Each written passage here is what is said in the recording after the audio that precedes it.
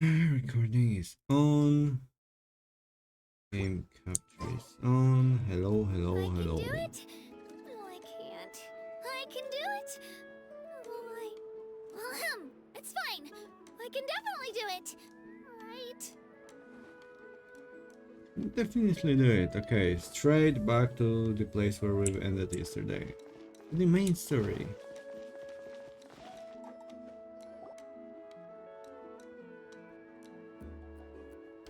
Ah, we're finally here.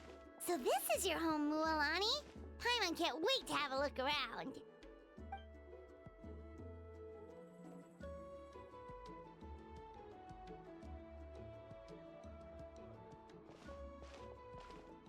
Ah, see? What did I tell you?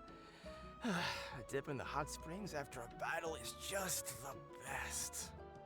Fetch me a bottle of wine, would you, dear? Just one? Let's get another. It's still early in the day, isn't it? Capybara and alcoholics. Want to go to Golden Dusk later? Now this is a vacation. Absolutely amazing. Wow, it's so lively around here. Is there some kind of holiday going on? We try to treat every day like a holiday around here. We believe every day is worth celebrating. Now, let me show you around. Where to start? Shochiqui Cattle Records, Kalamchi Plaza. Oh, there's so many options, but I recommend starting with the real highlight around here. What's that? The hot springs, of course. Natural hot springs have tons of health benefits. Go for a nice long soak and you're guaranteed a good night's sleep. Wait, you want us to bathe? Here? Oh, don't be shy. Come on, I'll take you to get changed. Mualani! Huh? Oh, Auntie Atea! Please, I've told you that just Atea is fine. Do I look that old to you? Were you taking these two to the hot springs? That's right. Oh, let me introduce you. This is the Traveler, and the small one next to him is Paimon.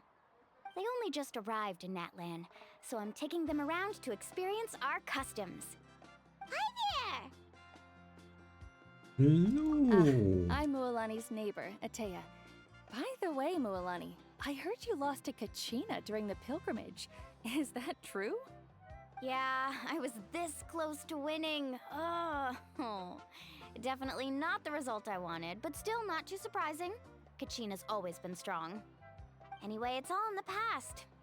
I'm gonna take these two for a dip in the hot springs. Talk to you later. Oh, wait.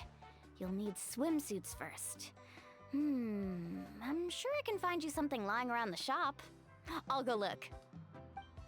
Are we gonna get the swimsuit? Hold it right there, young lady. Have you forgotten the rule about bathing in the hot springs? Rule? Oh, wait, you mean... There's a rule about bathing in the hot springs? That's right. Outlanders have to complete a trial at an artificial hot spring before they're allowed access to the natural ones. Do we have to fight It's something? not nearly as scary as it sounds. Basically, natural hot springs have higher temperatures that not everyone can withstand. A few travelers have gotten scalded by the water in the past, so now we have an unwritten rule. All Outlanders need to adapt to the lower temperature artificial springs first. But seriously, Auntie Atea, do we have to be so strict? These two are formidable adventurers. I know they can handle it. Famous last words. The hot springs are not to be underestimated. You can never be too careful. Besides, the environment's been unstable lately. Could be a sign that the abyss is about to attack. Oh, that sounds dangerous. You know, Paimon's really not all that formidable, so careful is good. Exactly. There will be no excessive risk-taking on my watch. Mualani, take them to the artificial spring first. Okay. That's more like it. And don't try anything funny. I'm heading to the artificial spring in a bit, and if I don't see you there, Your days of copping free meals at my place are done. Relax, relax. Oh, by the way, Atea, how have you been feeling lately? Much better. How else would I have the energy to keep an eye on all you rascals? Hey, you over there! How many times have I told you no roughhousing near the hot springs? Yeah, she's really the Oh, auntie. shoot! That weird lady's back again! Weird lady. Run! Stop right there! Ugh, you need a stern talking to!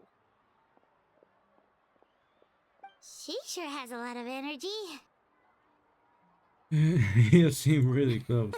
She's a legend in our tribe. Everyone knows her.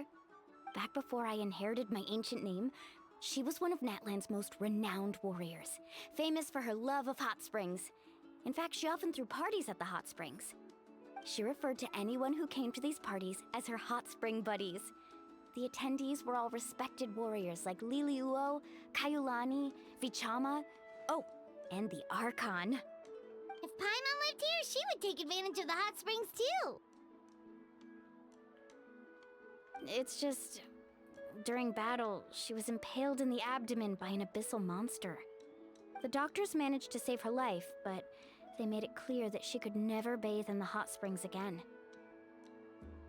Abyssal That's power painful. still exists within her body.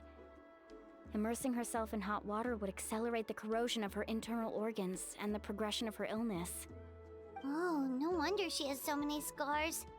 Paimon had no idea she was so seriously injured. That's normal. She never talks about her injury.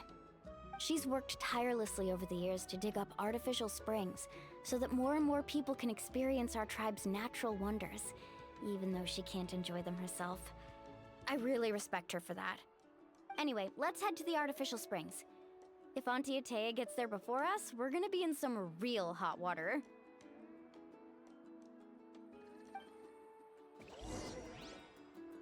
You know what? I'm gonna go in hot water right away. And it's changing nothing.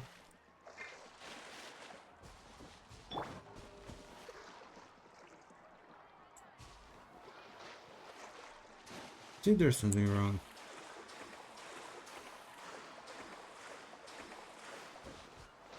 Ah.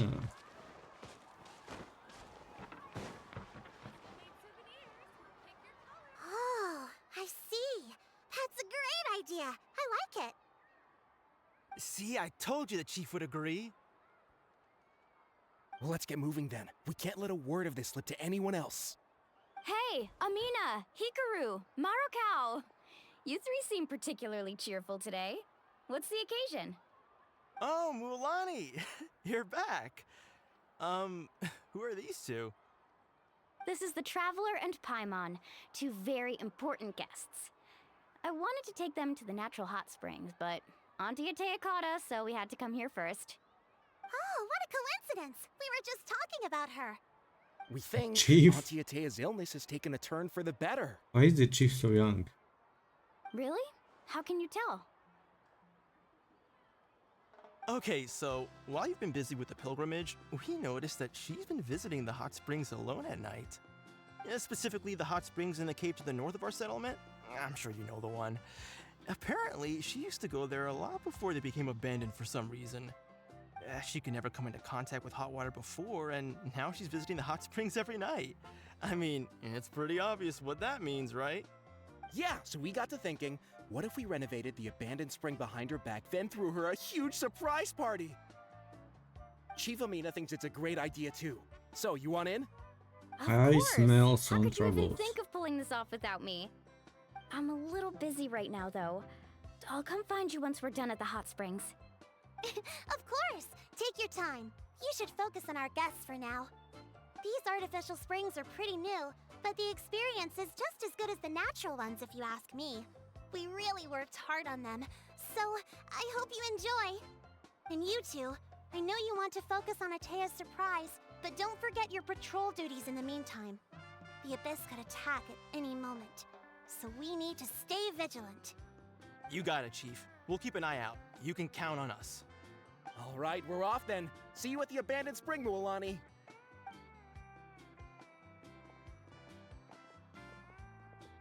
I'm also gonna head out. Have fun! See you later, alligator. Finally, it's hot spring time! Oh, I already arranged swimwear for you guys, by the way. Come on, I'll show you to the changing room. Maybe we'll do some wishing. I've got like 4 wishes since yesterday. Of course, like 2 of them were free from email, like the rewards, because we've been receiving a lot of rewards recently. As you can see, a lot of primo gems. Let's see. Until we hit the purple. Oh, there it is. Okay. Never mind. We got Kachina. I wonder what pit it is. Let me see. 5, 10, 20, 30, 40,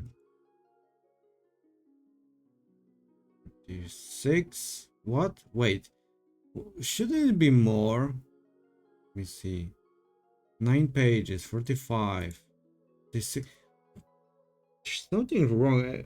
I was almost certain yesterday that it was more.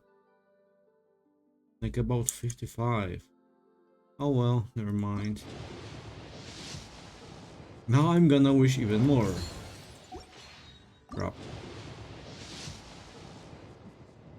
Crap. Crap. I can get this.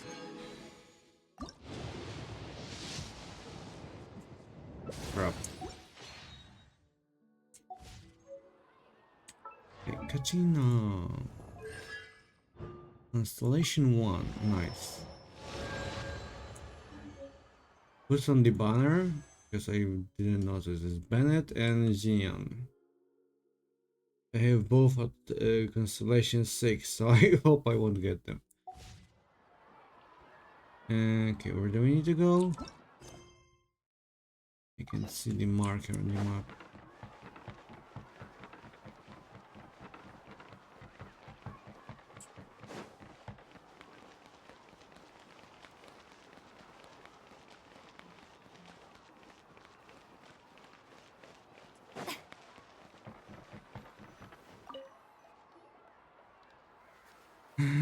What? Wait, why does it fit surprisingly well?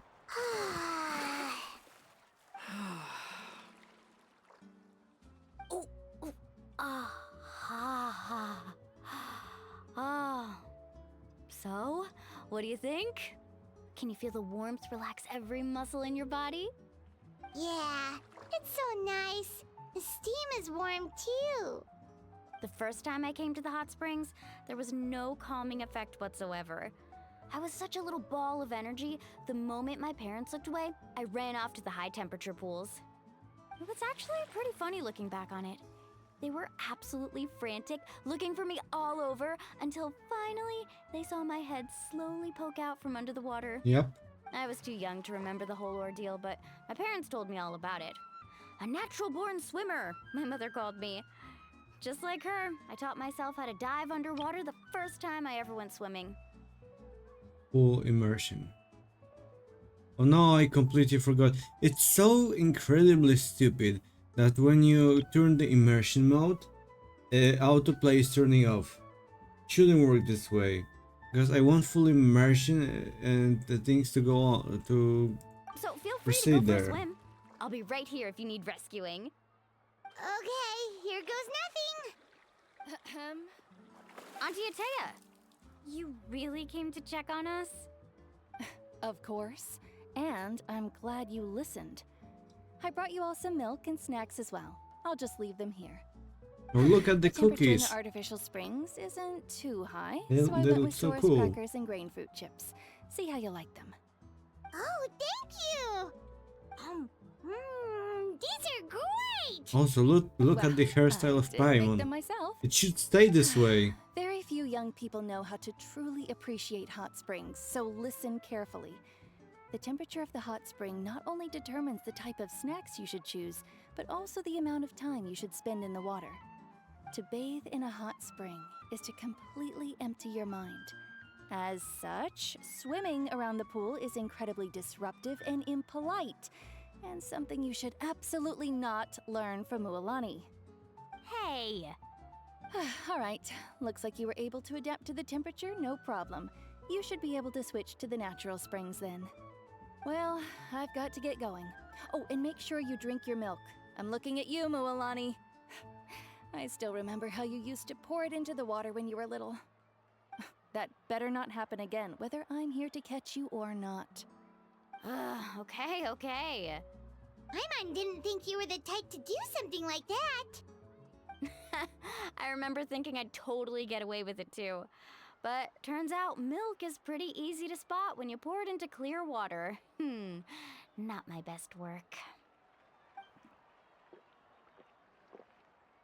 Some people get dizzy if they stay in here too long. You guys alright? Oh, hello, Amy. Thank you for the Fine, raid. just a bit stuffed. Are you already done with your stream? Looks like you two are naturals. Oh, by the way, I have to leave you on your own for a little while this afternoon. I'm gonna help the others fix up that abandoned spring. I certainly don't trust their aesthetic tastes. Who knows what will become of the place if I leave them unattended? In exchange, though, I can recommend a couple of shops that Ahoy. are worth a visit. Huh? Tia has been really Yeah, kind she to brought us. us snacks and taught us about the hot springs. We want to do our part too. Friends are supposed to help each other out. We'd feel bad otherwise. Well then, the more the merrier. Alright, we should get going. Let's organize the best hot spring gathering Natland's ever seen.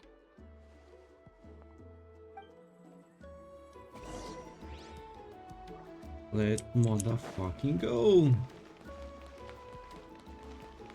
Yep. Haven't been in this cave. Oh, it's nothing special. I was expecting it to be bigger. Milani! Wait, you brought our guests too? We're here to help.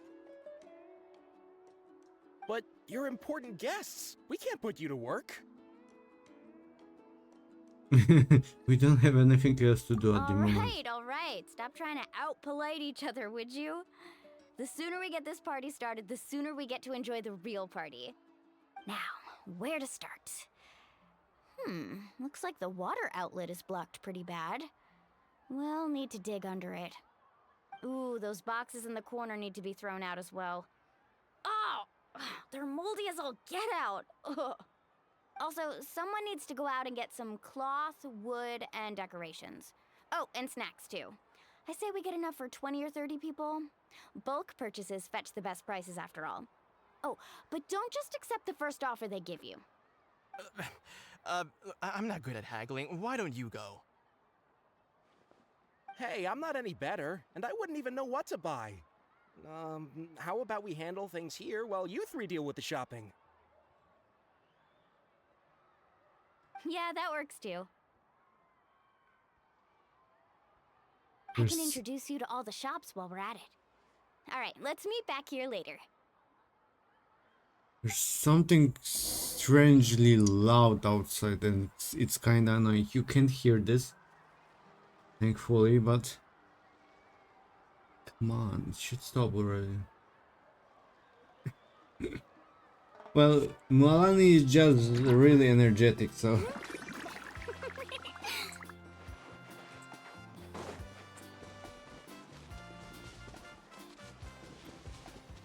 I still didn't get her and I hope I will. If not, I will cry. I still have some time for this.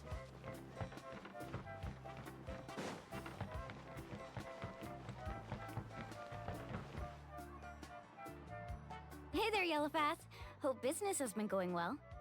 Well, if it isn't Mualani, back from the pilgrimage? That's right.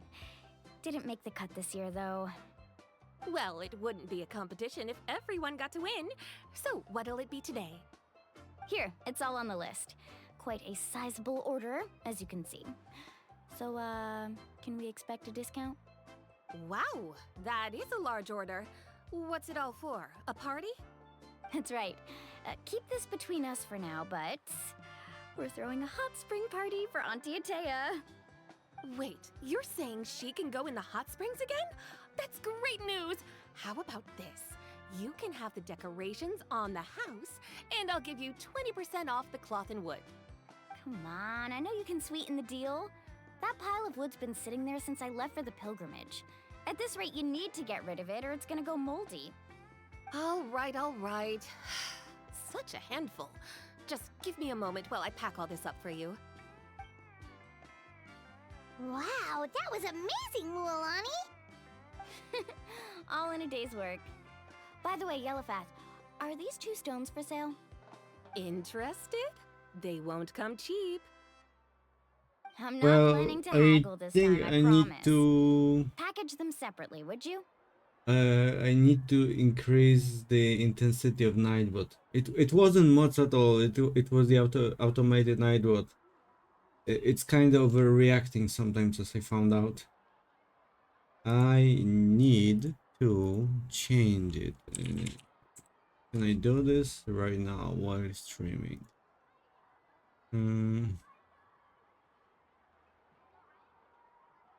Yeah, just the bot issue.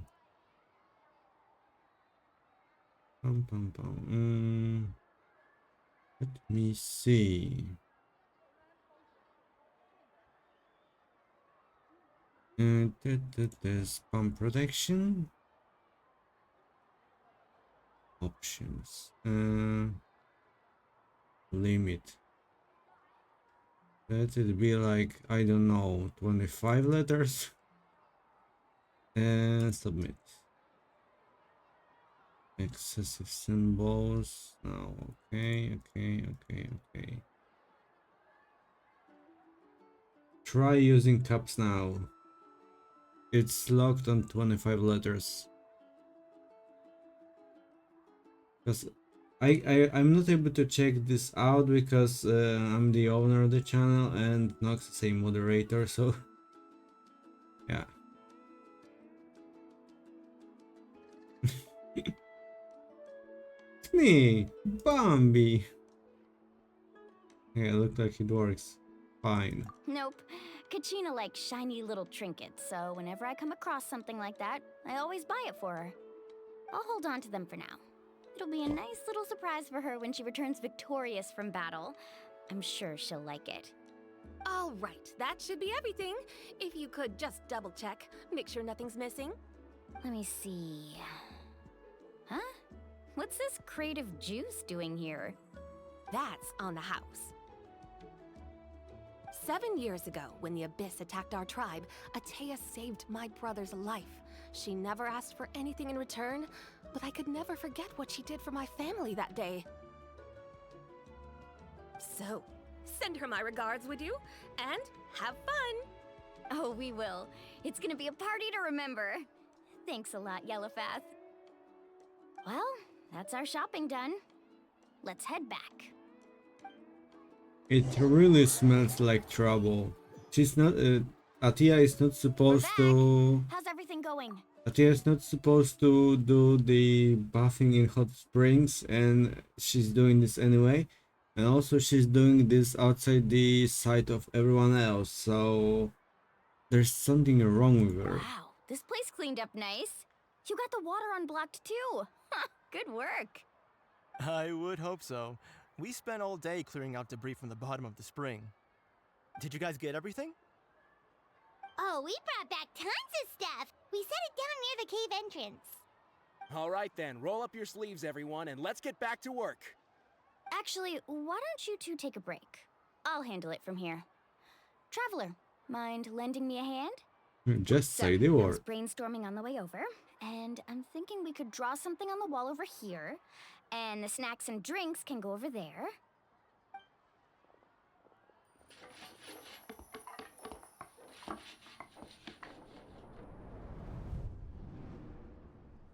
So, what do you think?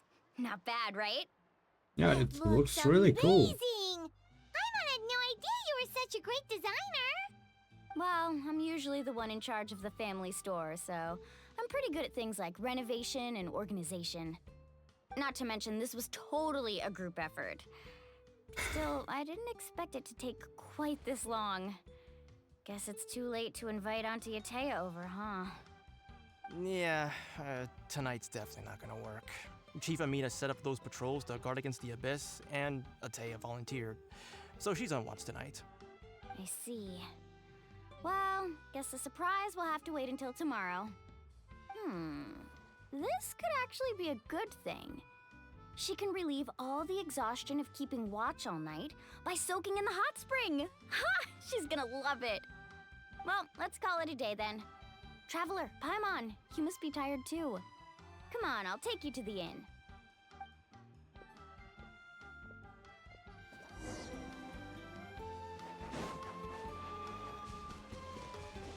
Let's go.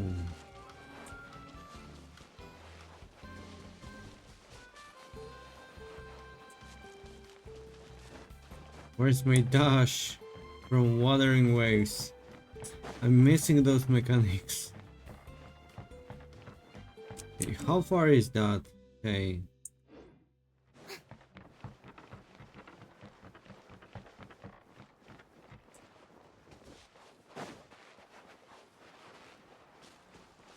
Over there.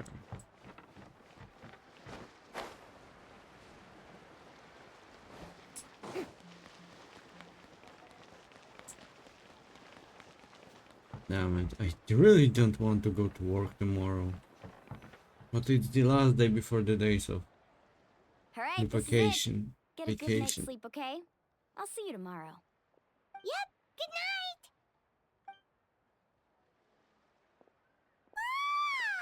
Paimon's exhausted. We really went all over the place today, didn't we? Anyway, we need to be well rested for the party tomorrow, so let's head inside.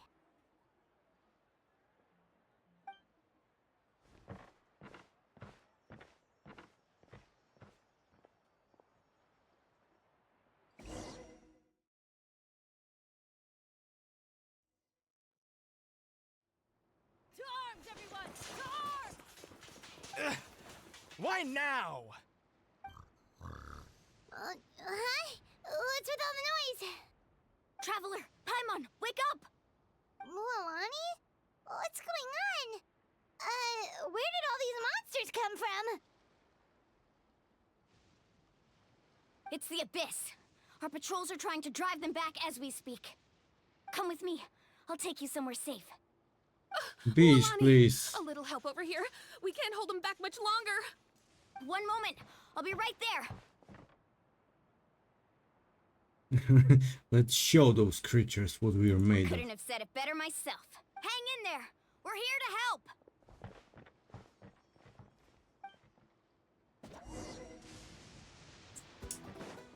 Mualani! Let's ride. Oh, come on. Freaking teleports! Stop doing this! Amazing. Tide rises! Let's round them up. Have they been contaminated by the Abyss? No, they are the Abyss. Destroy them. Grow. Huh. It's nothing. Wrong Carbon button. wave. Thank you. I'm alright. Go help the others. We're almost done. No! Check this out. Best of luck. I can't see shit, their camera is going crazy.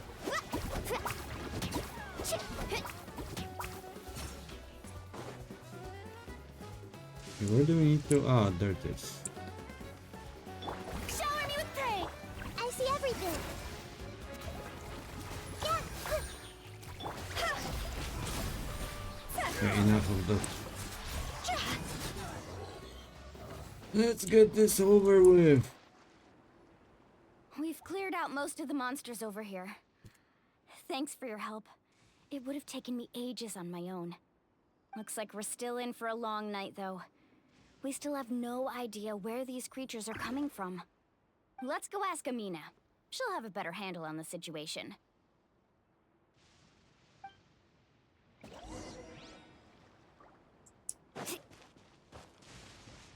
Oh, the whole area is locked out. So we are stuck here until we finish the story.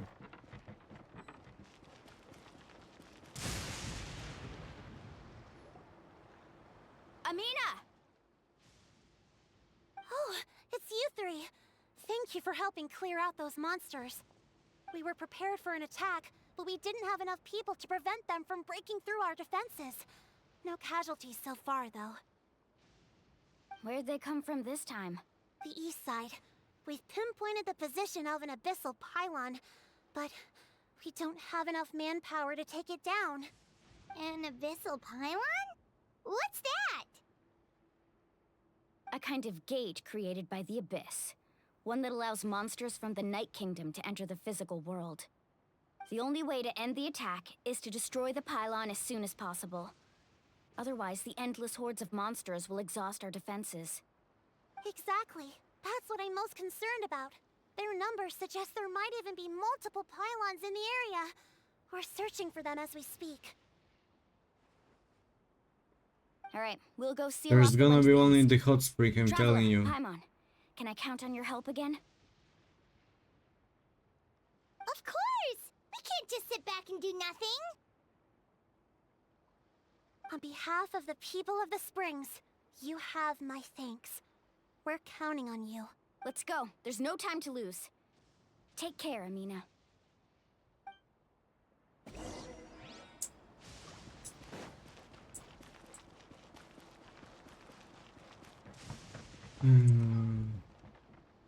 Need a surfboard? Okay. Can't use the teleport. That's a pity. Let's ride! But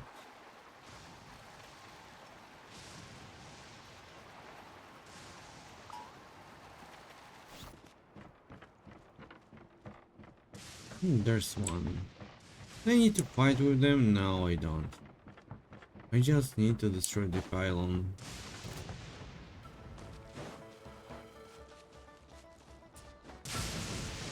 Faster! Lolani, is that the pylon? That's it, alright. Come on. Let's get rid. Oh! For fuck's sake, let me go!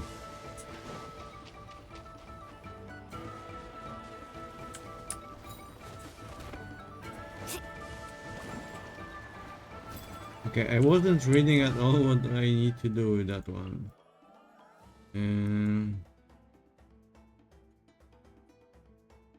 Sacred spaces, no, I've seen them. What is that?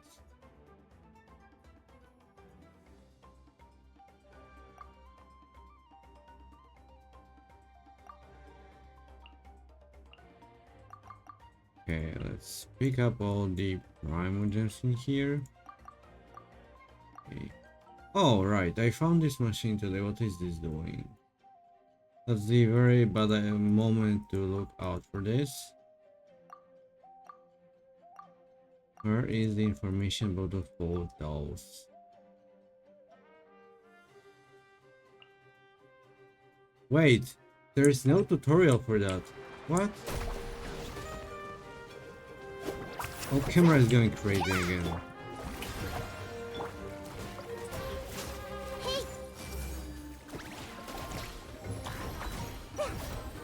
Oh, like this, okay. What is wrong with the camera? It's zooming without my permission.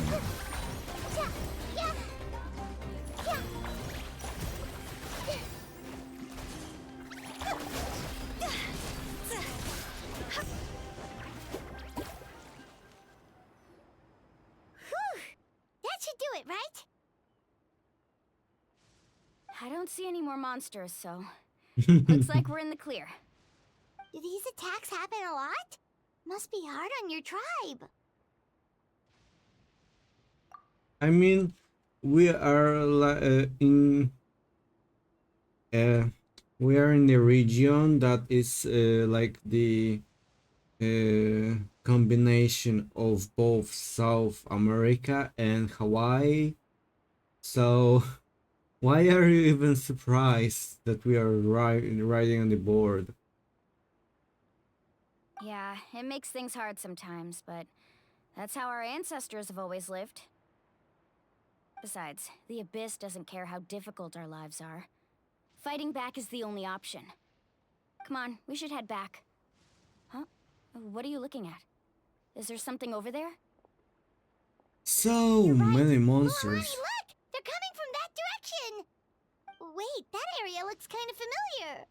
What's the location of the abandoned spring? What? Told ya! How unlucky can we get? We just finished the renovations. We probably don't have any reinforcements over there, so it's up to us. Let's move. Huh? Seems like the monsters are decreasing in number. Come on, everyone, keep it up! But have you seen a freaking Jesus lady? I'm literally running on the water. This is way better than riding on the board. Beat that.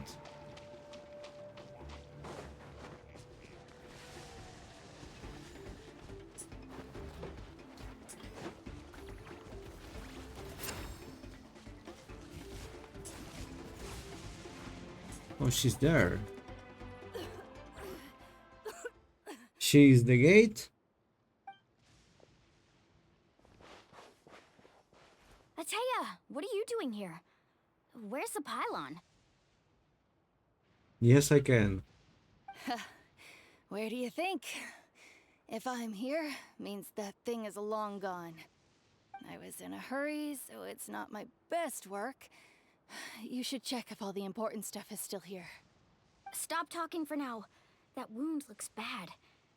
The abyssal power is corroding your body. Is this the right area? Hello?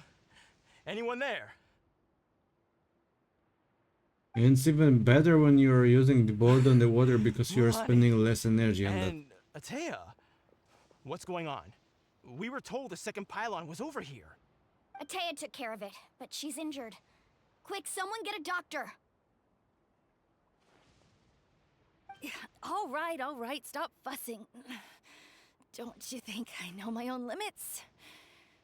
The main thing is they didn't destroy anything. This is a beautiful hot spring, by the way. I can tell how much work you put into it. Wait, no. This was meant to be a surprise. For me, right? I know.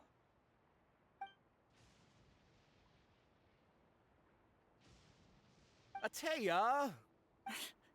You think I couldn't tell you were avoiding me on purpose?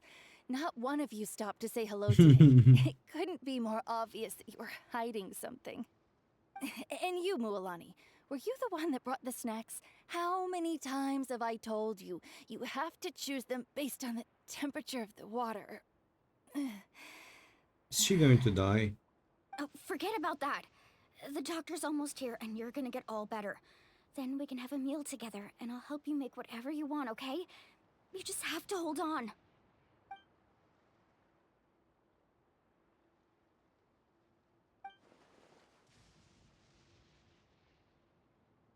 She's not going to make it. The impurities and the elemental energy we embody repel each other. What? The crystal has been purified? When? The anguish he feels has brought him to tears. It was so fucking long time ago that I also completely came across forgot a about teardrop it. crystal. Can you purify it? Yep. It was fucking 4 years ago. How am I supposed to remember that? Ateya! Let me try Wait, something. what do you mean?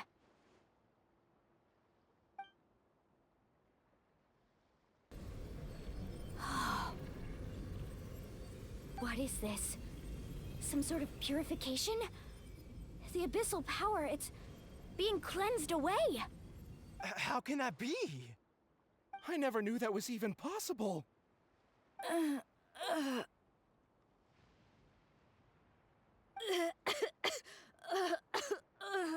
Sure, take your time. Atea!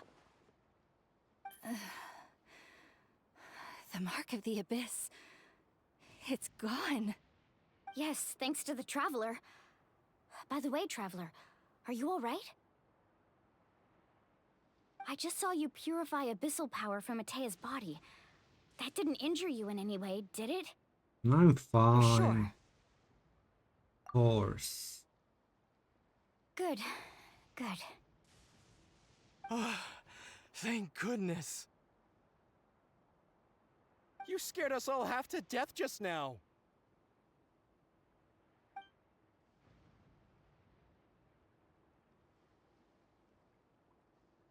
They Alright, toss you everyone, head over in back and the get air some rest. We'll and meet here treat you as a tomorrow. hero. We'll celebrate Atea's recovery and our triumph over the abyss. And most importantly, we'll show the Traveler and Paimon how grateful we are for their aid. Let's make it an occasion to remember. Dismissed! Got it! Class dismissed. Got any other secret powers I should know about? But seriously, you really came through for us tonight, so thank you. Paimon almost forgot you had that ability. You used it back in Mondstadt to cleanse Dvalin's tears, didn't you? That was some quick thinking, Traveler. Huh? You look like something's bothering you. What's wrong?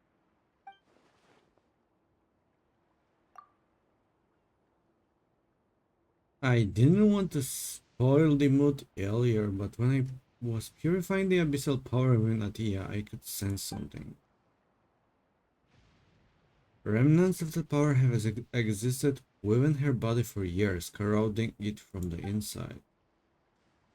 I did my best to cleanse that power just now, but it's already deeply ingrained within her internal organs, leaving her as fragile as a dried leaf in the wind. Abyssal power still exists within her body. Immersing herself in hot water would accelerate the corrosion of her internal organs and the progression of her illness. We think Auntie Atea's illness has taken a turn for the better.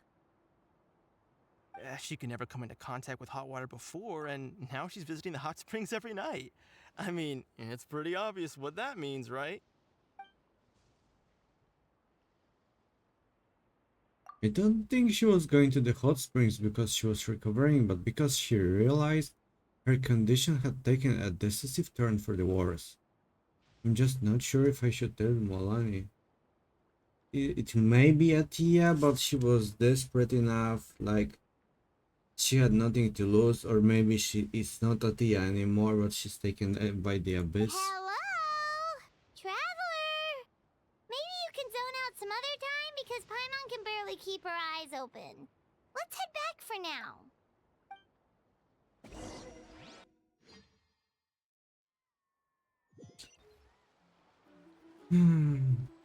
I guess we'll find out at some point.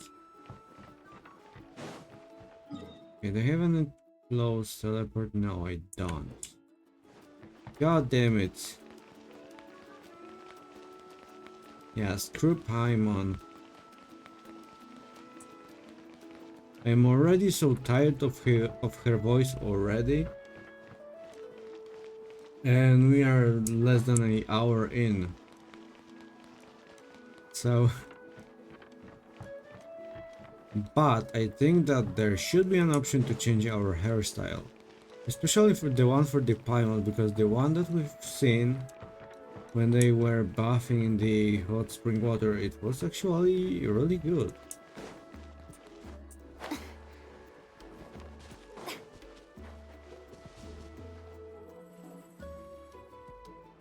I feel like I have problems with explaining my thoughts today. They're literally dancing in the water like it's nothing. Not interested in hanging out with the other kids? Snacks not to your taste? Hot spring temperature too high? None of the above, huh? I heard you were the one who cleansed the abyssal power yesterday. You sensed it, didn't you? Yeah, cause in flashbacks, yes.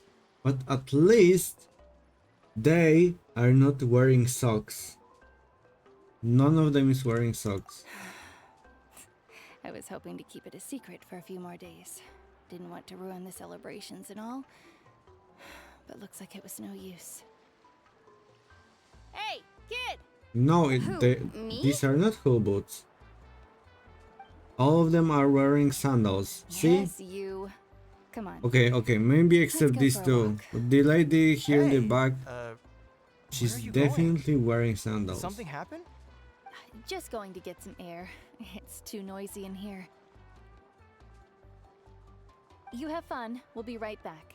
Oh, and there are extra snacks in that box over there if they need replenishing. Baked them all fresh this morning. All right, sounds great. Or maybe she is wearing full boots. Never mind then. Mualani. Yeah? You've gotten so tall. You know that. Feels like just yesterday you were that rambunctious kid causing trouble all around the hot springs. It's like all that time passed in the blink of an eye. Tell me, how are your parents? They're away on business. Seriously, Atea, what's going on? You're acting strange. Traveler, did something happen? Both of you seem a little off today. I guess I should explain. I wasn't visiting the hot springs because I was getting better.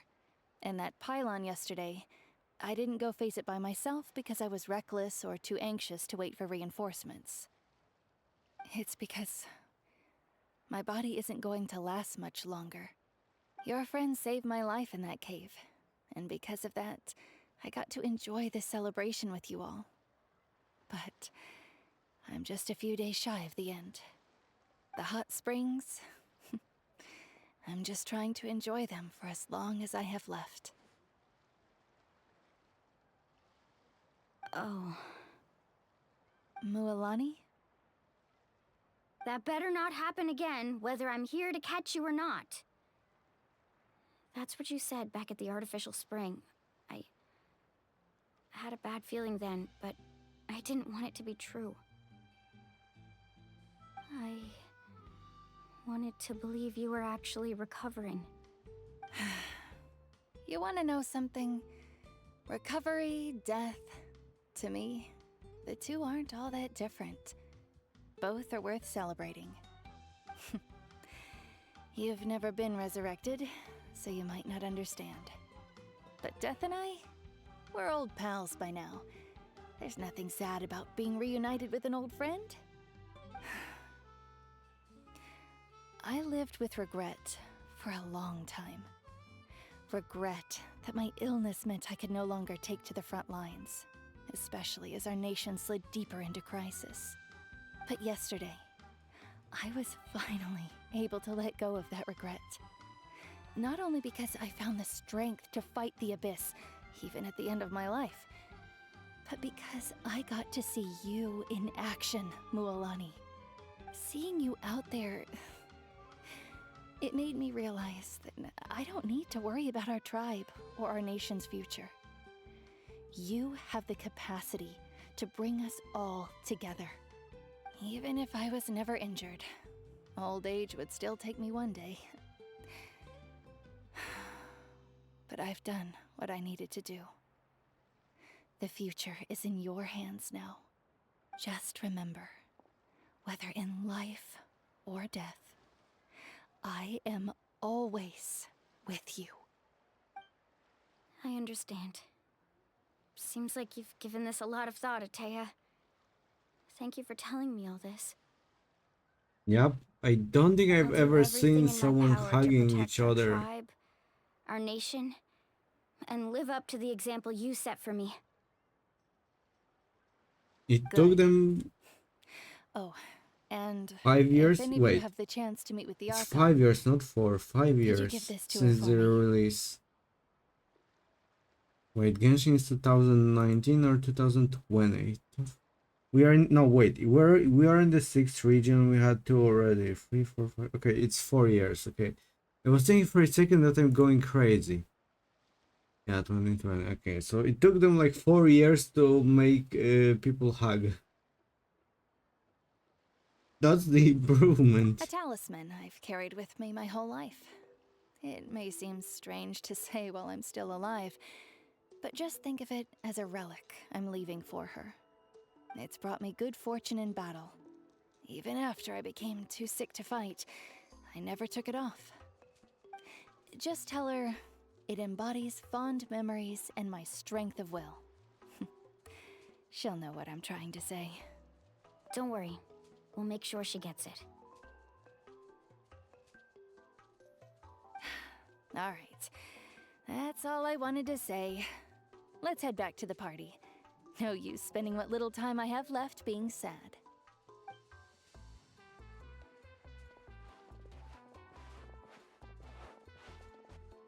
And that's really deep quest.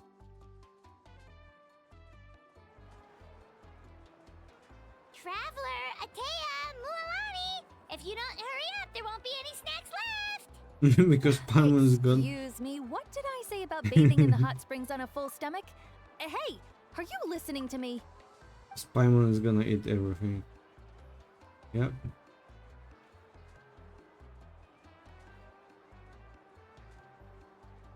Life is a journey in which there's no turning back.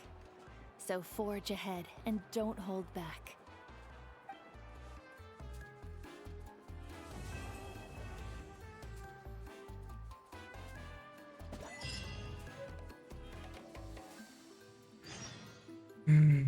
Wait until 2 days later. A decision.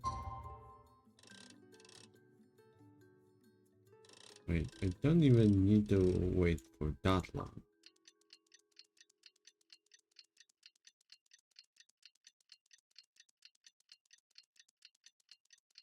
I don't know why, but I really want to eat something sweet.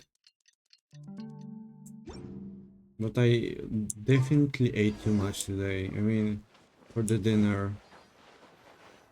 I mean, no sweet, the dinner itself. I ate like too much. After those 2 days in the hot springs. Maybe that's why I have problems with speaking. That may be the issue. Still, spending time here really has felt like a vacation. The Kaholasaurs are so nice and so fun to play with. Their bellies are super bouncy. Oh, and Atea's snacks were so delicious. She gave Paimon some for the road just this morning, actually. What was she up to? Yelling at some kids who got caught throwing stones in the hot springs, so not much has changed since we first met her. Hey, you guys. Sleep well last night? Yep, this area is so nice. Glad you like it. I was thinking of taking you guys out to do some sea fishing. Later tonight, we can eat whatever we catch. Fresh fish is absolutely delicious right off the grill. Hey, Mualani! Yeah? What do you need? The team sent out to fight in the Night Warden Wars has returned. And Kachina? Is she back as well? Kachina fell in battle. But don't worry, the team was victorious, so the rite of resurrection will be held in the stadium soon. Well, kinda expected. That's a relief. The Abyss is cunning, and it was her first time. Mistakes are bound to happen. Exactly. She deserves to hold her head up high. All right, thanks for letting me know. We'll head out in a bit. Jeez, she sounded a little anxious there. Had me thinking it was bad news for a moment. Mualani, you said the Abyss was cunning just now, but it seems like the Abyss just wants to destroy everything. Like, think about all those monsters that attacked your tribe. If there really was some sort of cunning plan, wouldn't it make more sense to send them to attack Kachina and her small team? Not that Paimon wants them to be in any more danger, it's just... Relax, I get it. The Abyss is difficult to understand, that's for sure. At a glance, it certainly seems like the only goal is total destruction. The Abyss isn't a living entity after all, so what capacity for logic or planning could it possibly possess? But through our long history of fighting the Abyss, we've realized things aren't quite so simple. 500 years ago, the Abyss invaded Tevat. You know about that, right? During the age of Kenria? That's right. Conria suffered greatly during that time. But so did every other nation in Tevat. And Natlan was the worst affected of all. It took the combined efforts of the then Pyro Archon and heroes from every tribe to finally repel the Abyss. Even so, the effects of the invasion lingered for hundreds of years, only able to be reversed little by little. Our tribe's waters were contaminated. The Children of Echo's territory was overrun by dangerous sludge surging from underground. Unrelenting black winds tore across the lands of the Flower Feather clan. It was like each disaster was designed for a specific tribe. So the Abyss understood the foundation of each tribe. Exactly. We once thought that the Abyss's desire for destruction was a sort of primal instinct, but its methods are, in truth, marked by intelligence. We now believe the Abyss has invaded the Night Kingdom, and has the capacity to read the memories of this land at any given moment.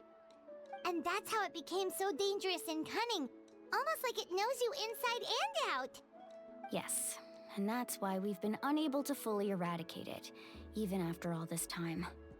Luckily, the problems left behind by the Abyss have been successfully addressed by the various Pyro Archons we've had over the years. Now every tribe is prospering and things are looking up. I mean, just look at what we managed to do a few days ago. We totally fought them off. In other nations, I've seen how much effort it takes to truly eradicate the Abyss. The people of Natlan live in its shadow every day. Who knows how long it will take for this war to end? You must have had to sacrifice a lot to get to this point. Every battle, every sacrifice is in pursuit of a future where we get to stop fighting. Responsibility, duty, unavoidable burden. Everyone in Natlan views the war differently. But I believe we will be rid of the Abyss one day.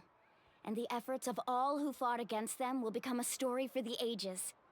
To think that my name could survive in ballads passed down to future generations, it's kind of romantic. Everyone has something that drives them forward, you know? You can do it! We have to. Not only for ourselves, but for our future. Anyway, let's head to the stadium. Our fishing trip can wait until Kachina's back with us. The sea's not going anywhere.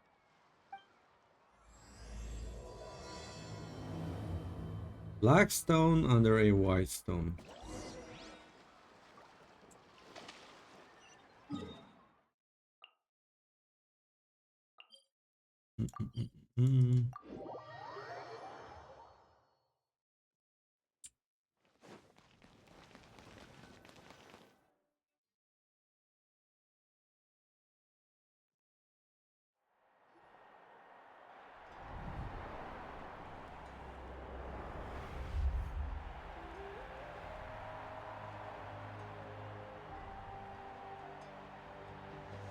Whoa, this place is packed already. Of course. No one's gonna miss out on the chance to welcome our heroes back from battle. It's their moment of glory. Kachina's gonna be so flustered. She's never had this many eyes on her before. Yeah, she doesn't seem like the kind of person who likes being the center of attention. Looks like I'm just in time. Kinich, you're here! Yeah, a commission ran Well, longer than expected, she's dead, but so they I need to made it. resurrect her, right? I heard about the incident with your tribe, Mualani. Is everyone alright? Yeah, it's all taken care of. Our new friend here's got some tricks up his sleeve, by the way. He's just as strong as Kachina made him out to be. He could have done better. Hey, look! Is it about to start? That's right. Someone will come out and recite a eulogy, and then we'll sing the Ode of Resurrection together. Come on, let's find a spot with a good view. When the singing starts, just follow my lead and you'll be fine. Let's go somewhere higher up so Kachina can spot us.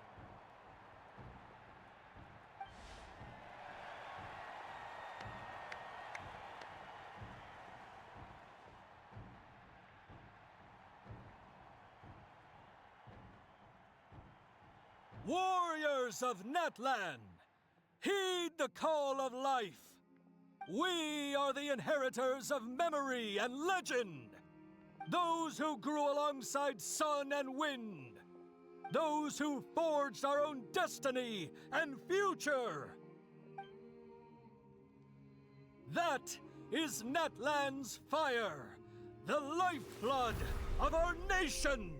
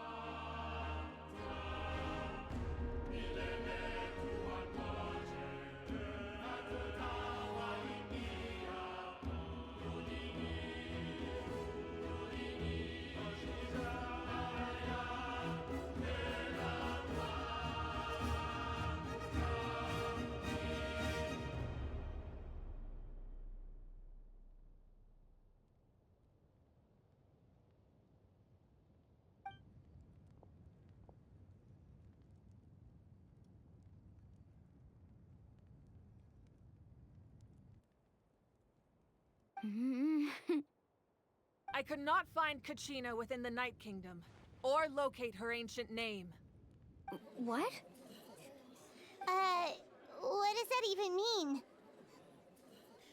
Usually once the ode is complete, the Pyro Archon and resurrected person will emerge from the flames. But something went wrong. What's going on? This has never happened before. Well, I think it's pretty obvious. Clearly, the team sent to fight the Abyss didn't win after all. Think about it. The Ode rekindles all victors. We've witnessed it countless times. You Since the asshole. Archon couldn't find Kachina in the Night Kingdom, I guess that must mean Kachina there's is more to this still alive. victory than meets the eye. Hey! You just haven't gotten over the fact that Kachina beat you in the pilgrimage! Pathetic. The both of you. Your wild guesses are misplaced. We completed our mission. Maybe you did, but who's to say whether that little girl even contributed at all? Maybe she got scared and ran off. Why would the YUB recognize someone like her, even if she was on the winning team? How dare you insult a hero of Natlan like that? Kachina sacrificed herself to repel the Abyss. She doesn't deserve to be subjected to your vile rumors when she's not even here to defend herself. Calm down, Mualani. There's no point arguing with the likes of them.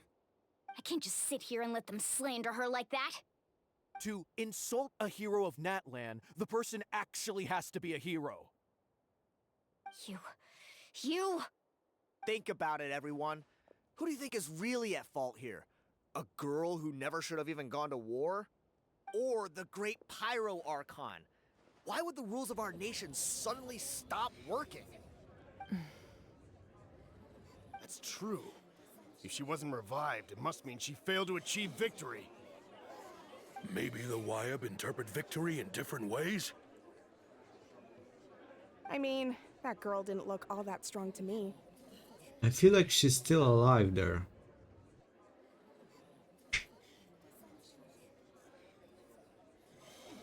Kachina wouldn't have run! That's not like her at all! No, she's been waiting for this moment for too long. No matter how daunting the situation, no matter how scared she might feel, She's always the first person to stand up and face it head on. We don't even know what happened. So don't you dare try to use this as an excuse to vent your anger or slander her reputation.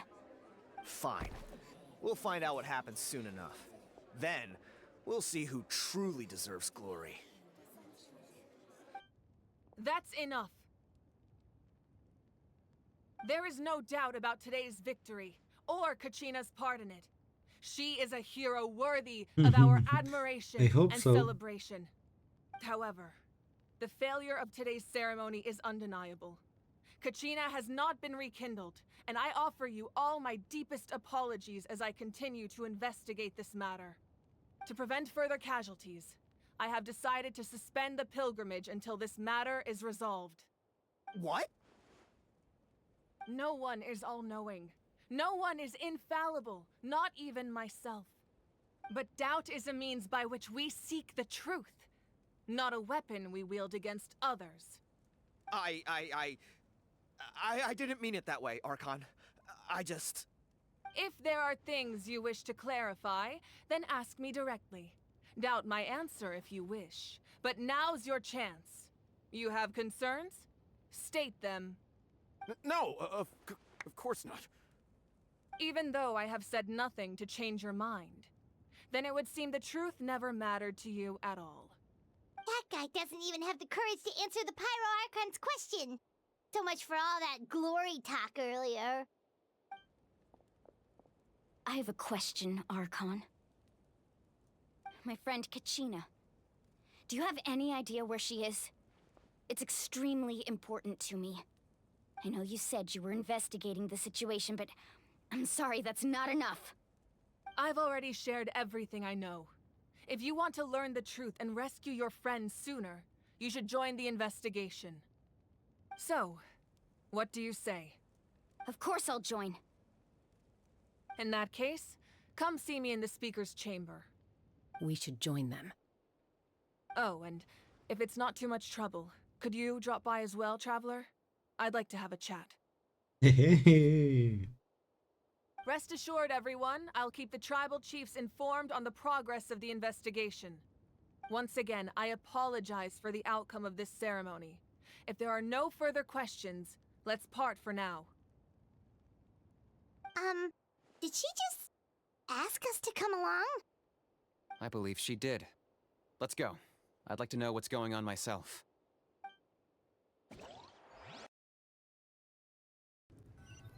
It's so freaking annoying. It's really hot outside today.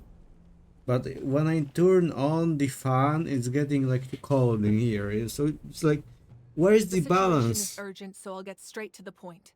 Kachina is undoubtedly a hero of Natlan, and I'm deeply sorry this happened to her.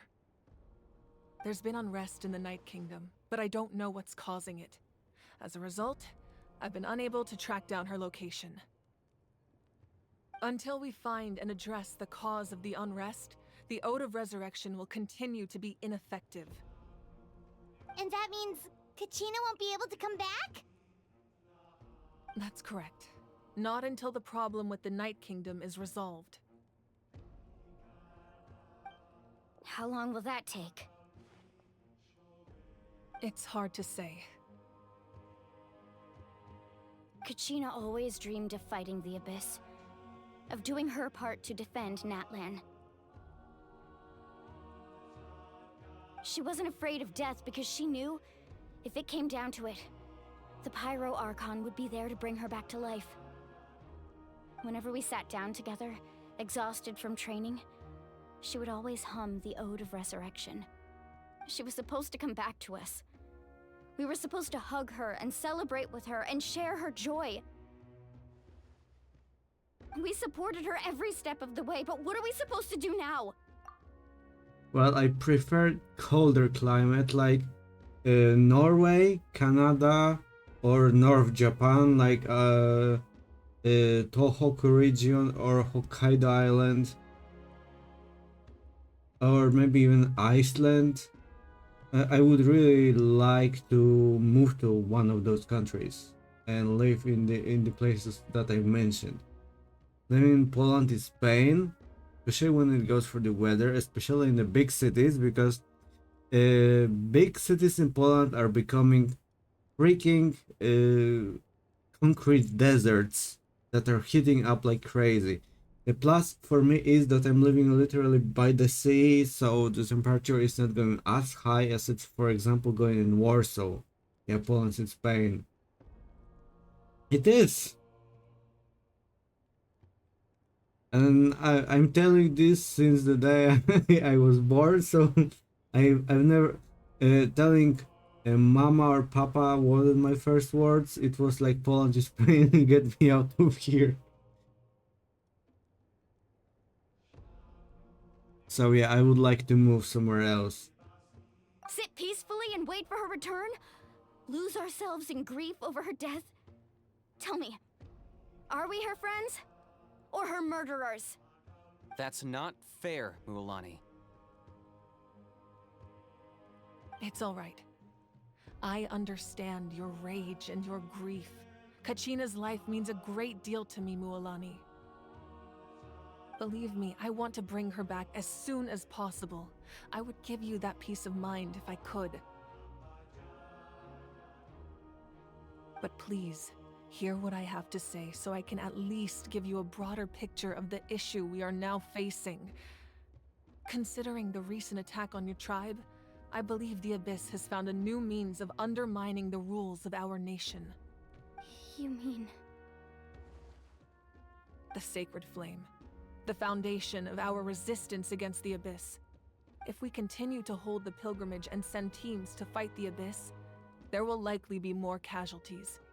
But if we stop altogether, the Sacred Flame will only grow weaker. The Abyss will scale up their attacks, and the tragedy we saw with the people of the Springs will only be the first of many.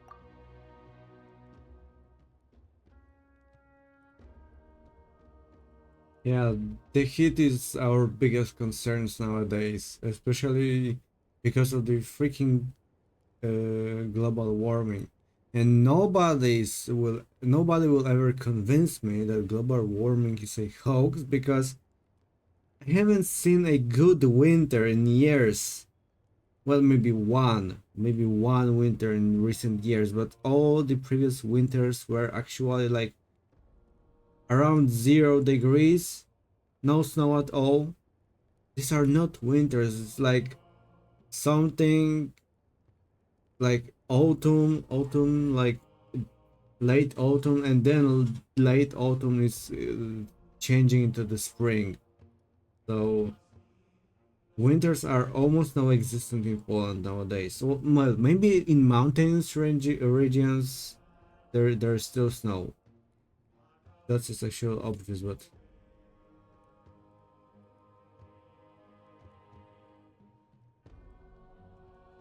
yeah, but it's so freaking weird for me how the weather has changed over the years, because in Europe winters are actually disappearing from here. They are leaving our region and going further north, when on the other hand in Northern America, mostly like the surroundings of New York and this region, it's going so the winter is going there, and there's so much freaking snow that people are almost unable to even go out for the shopping, not to mention going to work, school, etc, etc. It's like going wild. And people who live in that climate, look, seeing that much of a snow, they will say, oh, global warming is a hoax, look at our winter in here. Doesn't work this way. If it goes wild, as it's not supposed to be, as it haven't been done in thousands of years, then there's really something wrong.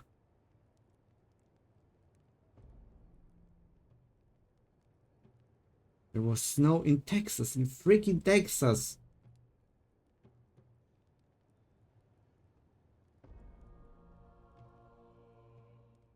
They've got snow in Texas, like tiny little bit, and they immediately closed fucking everything, but because they wasn't prepared at all.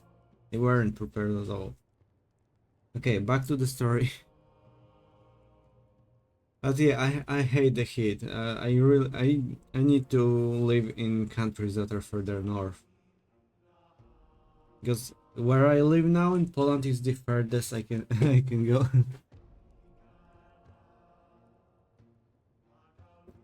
Well, don't be sorry. I really like to talk about things out of blue, about anything, but right now I'm trying to focus on this story because it's going interesting.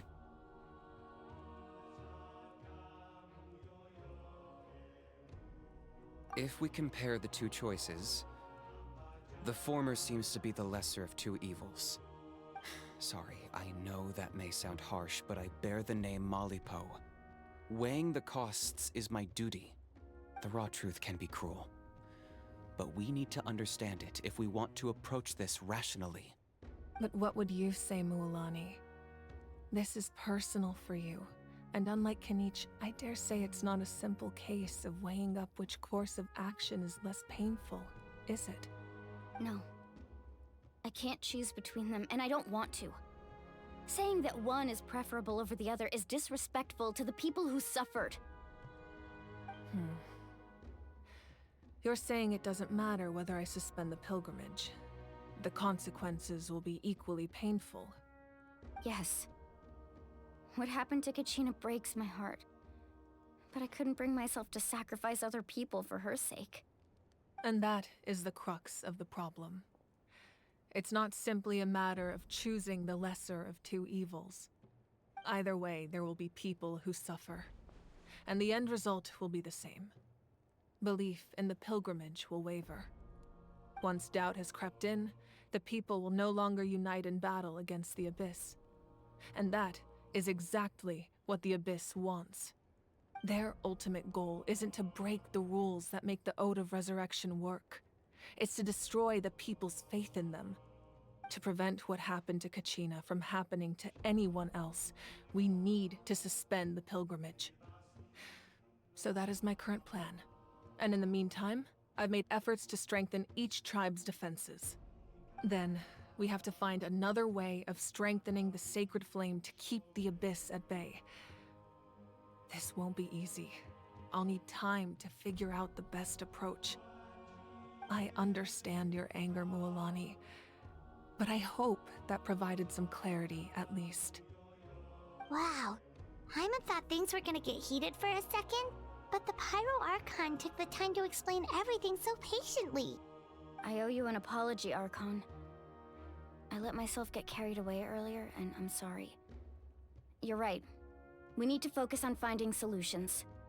We could always hold the pilgrimage without sending a team to fight in the Night Warden Wars. That way, we would still be able to fuel the sacred flame. I've considered that, but the two events have nearly always been linked.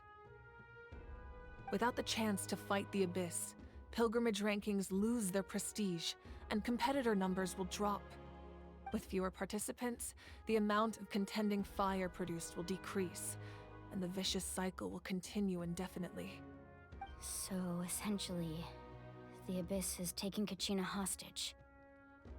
What happens if you stay in the Night Kingdom for a long period of You've time? learned about the concept of ley lines during your travels, yes? The Night Kingdom is something similar. Staying there for a short period of time shouldn't have an effect on the person. But with the Abyss in the picture, it's a different story. Your sense of self will be devoured, until eventually you become one with the sea of souls. Imagine pouring a cup of water into a rushing river. You can try to scoop up another cup, but there's no chance it will be the same water you had before. I won't sugarcoat it.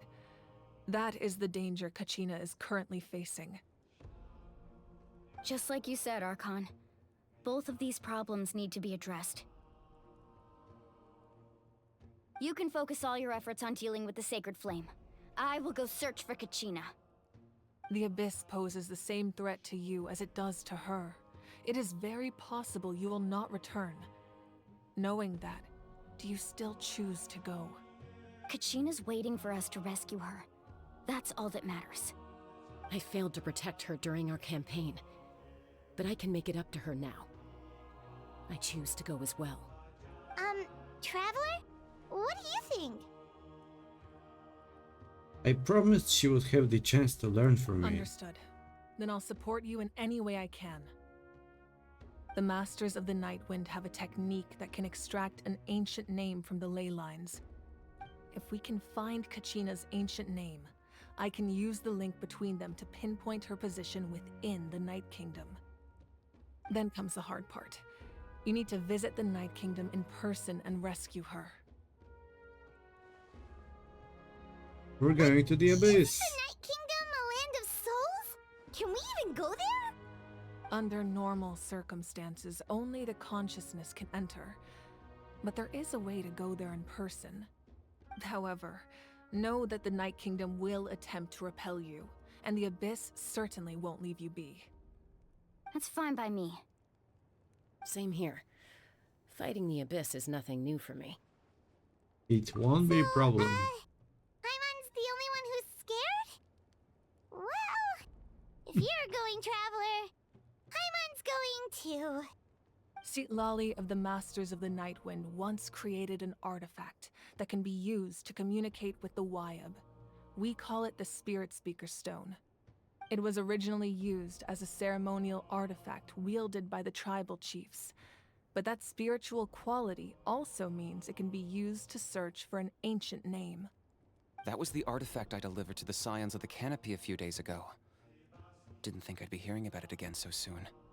Thank you so much for your help, everyone. Your thanks are unnecessary. I will offer you whatever aid I can, but your fellowship and courage are what will truly decide the success of this operation. Besides, you're the ones helping me. I can only focus on one thing at a time, after all. Traveler, I certainly didn't expect our first conversation to be so serious. I've heard all about your accomplishments. Ever since you arrived, I've been hoping to meet you and offer you Natlan's highest level of hospitality. Why? Why? Why? Is that not what happened in the other nations you visited?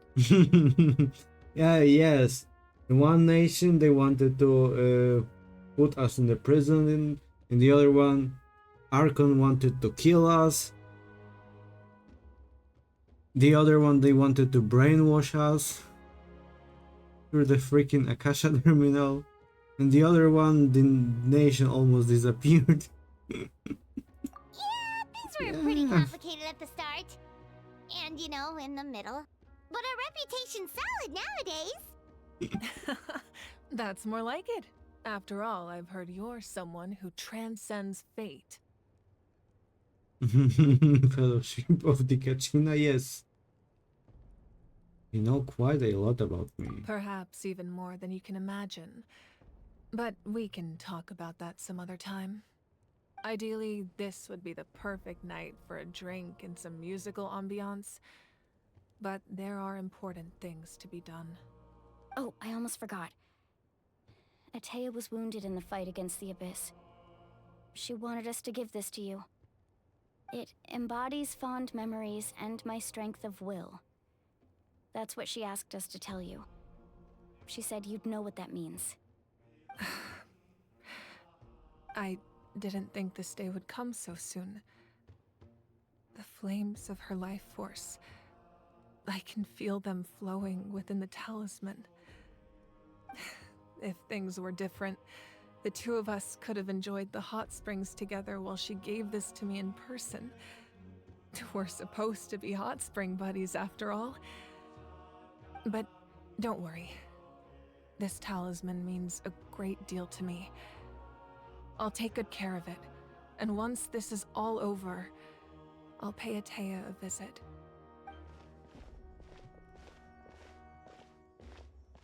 If she was to be You didn't alive. want to jeopardize the production of Contending Fire. But that's not at all why you decided to suspend the pilgrimage, is it? You're right.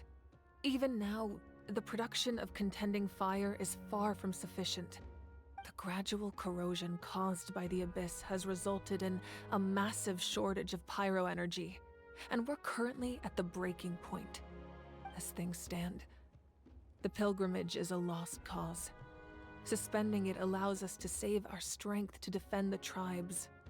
The Abyss has brought catastrophe to Natlan, and Kachina's disappearance in the Night Kingdom is a direct consequence of that. We can't let the general public know that. No. If the public learned that Natlan's destruction was close at hand, there would be immense panic. But if I said nothing at all, they would have continued to question the integrity of Natlan's heroes. Another simple choice. The latter was clearly the better solution. But you chose otherwise. I have never subscribed to the belief that the right choice is the one with the fewest sacrifices. Let's go. There's still a way for the sacred flame to last a little longer. You mean? Yes. Come with me.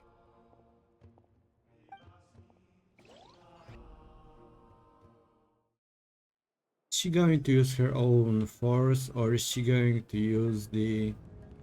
The sacred flame must never go out.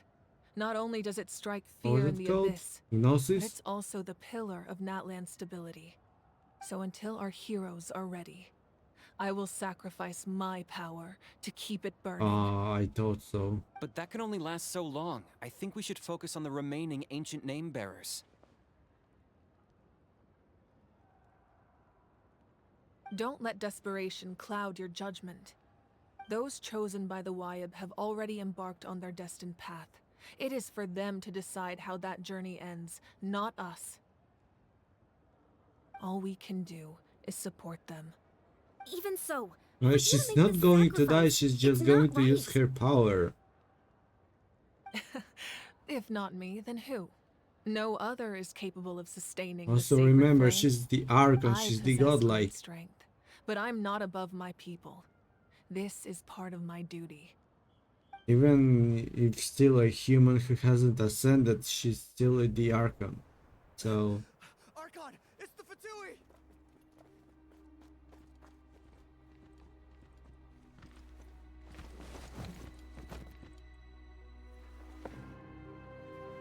The Archon of Natlan. There he is.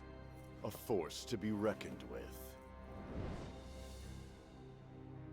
The secret of the ley Capitano. lines is no secret to me.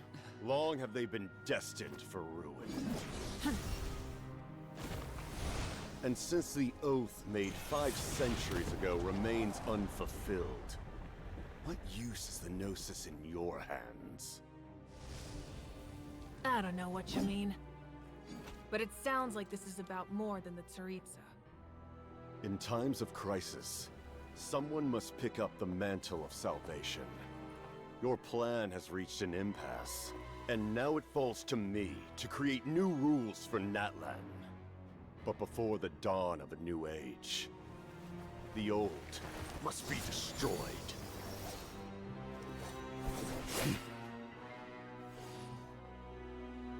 I assume that's the end of your speech? Good. People like us. Let our blades do the talking!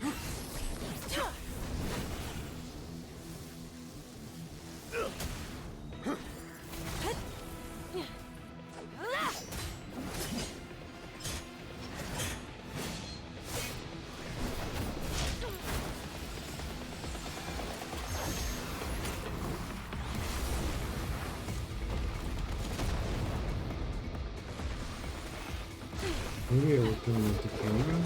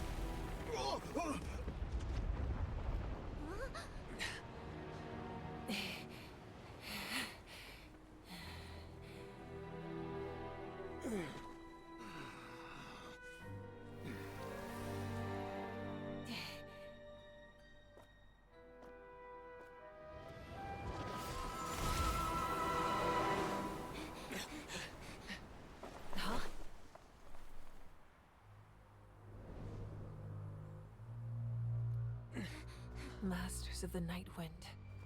Send word. The captain and his followers must be apprehended.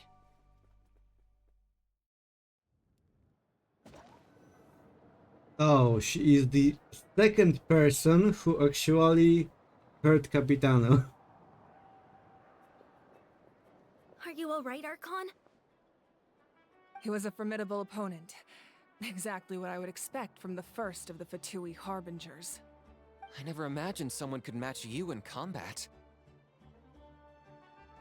If the Tsaritsa sent him here, why would he bring up what happened 5 centuries ago?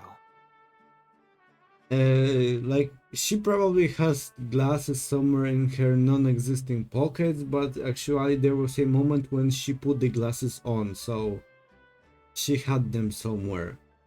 And yes, Dragon Ball Z, that was my first thought as well, like Vegeta fighting with Goku.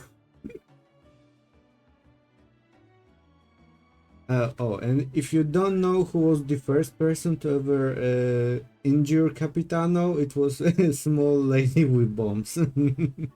Yeah. And how much does he know about Natlan?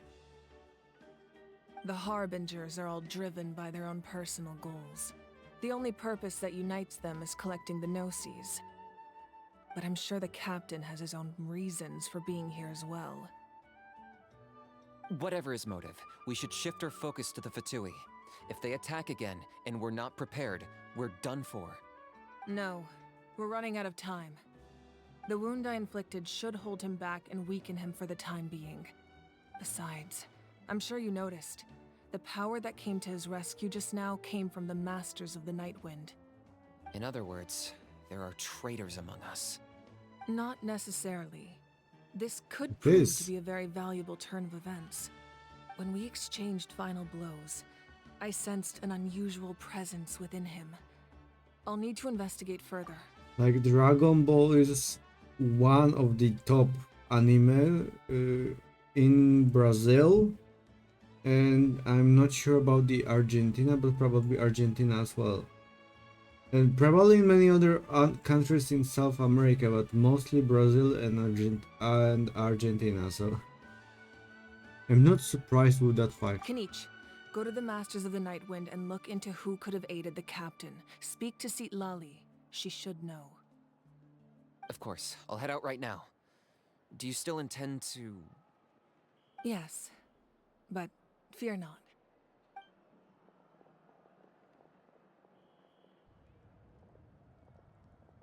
Natlan's strength has never rested solely in its Archon.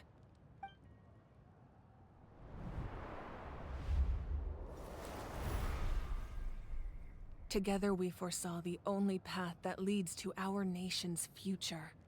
We must trust in that vision now.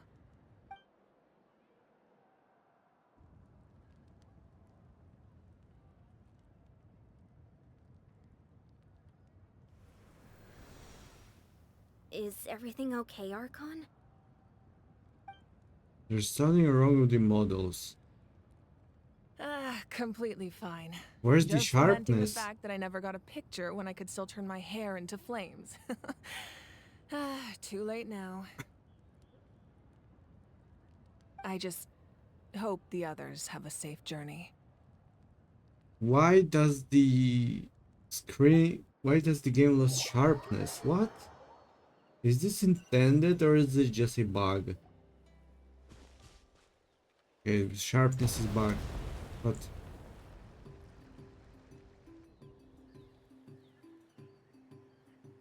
What's happening at the stadium? Did something explode? It feels like the Archon unleashed her power. She must be fighting a formidable opponent. Should we go back and check what's going on? China doesn't have that much Have faith in time. the Archon. She wouldn't lose in a one-on-one confrontation. Once we find Kachina's ancient name, we'll head right back. Okay, let's just keep climbing. Emon really hopes nothing goes wrong. But not gonna lie, that fight was fucking epic. Okay. So, if you wonder who is the other person who ever injured Capitano, is that kid. So heavy. Language. You're not Captain America, you're not gonna stop me. So, she's the person who ever hurt Capitano. It's even told somewhere in her story. I don't remember where it was. Hmm.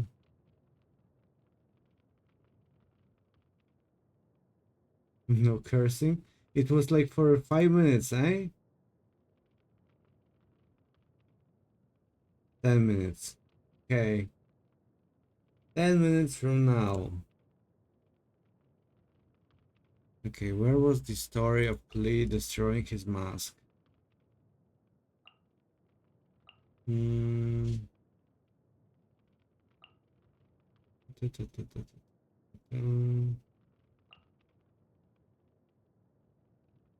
Or maybe it was in a Jean story?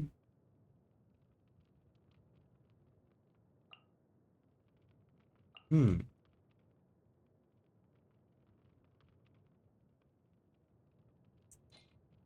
Hmm. Where was that?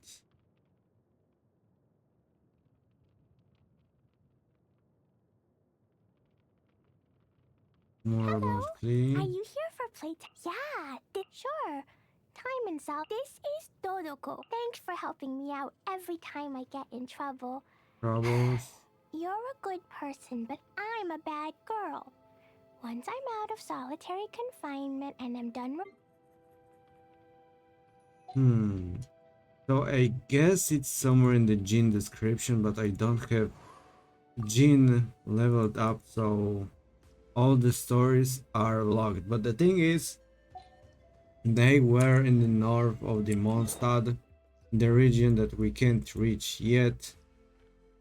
Somewhere like here in the north, there's like the castle over there, and Klee was laying over there, and Capitano showed up. She literally blew his mask because she wanted to play with him, but she didn't know that for Dorman, yeah. It was probably somewhere in there. So she wanted to play with him, and she literally blew off half of his mask, just like that. And Jean found out that this is the Capitano, and she just took Clay and ran away from him because he literally would kill them both. But yeah, Clay was the first one to injure him. But I don't remember what was the description for that story. I guess it was for the Jean. Okay, let's go. Let's heal first. Where do we need to go? Over there.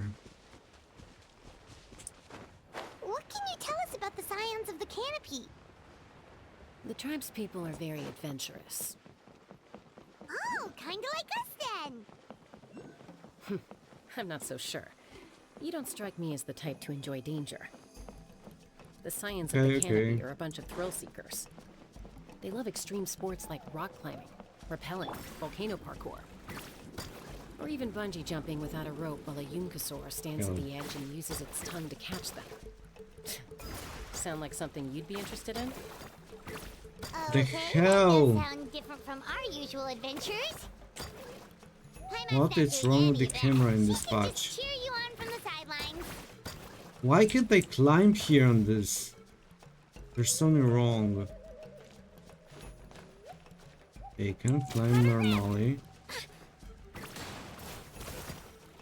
Okay, I can climb it down. There was something wrong in there. I don't know what was the issue though.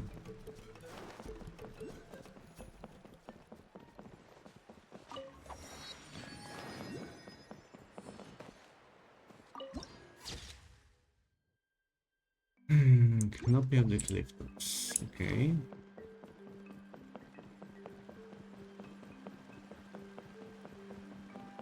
Where is this actually?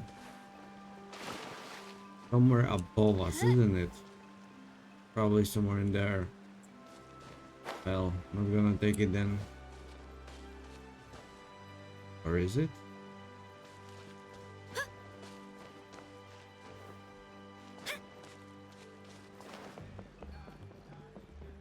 Hmm.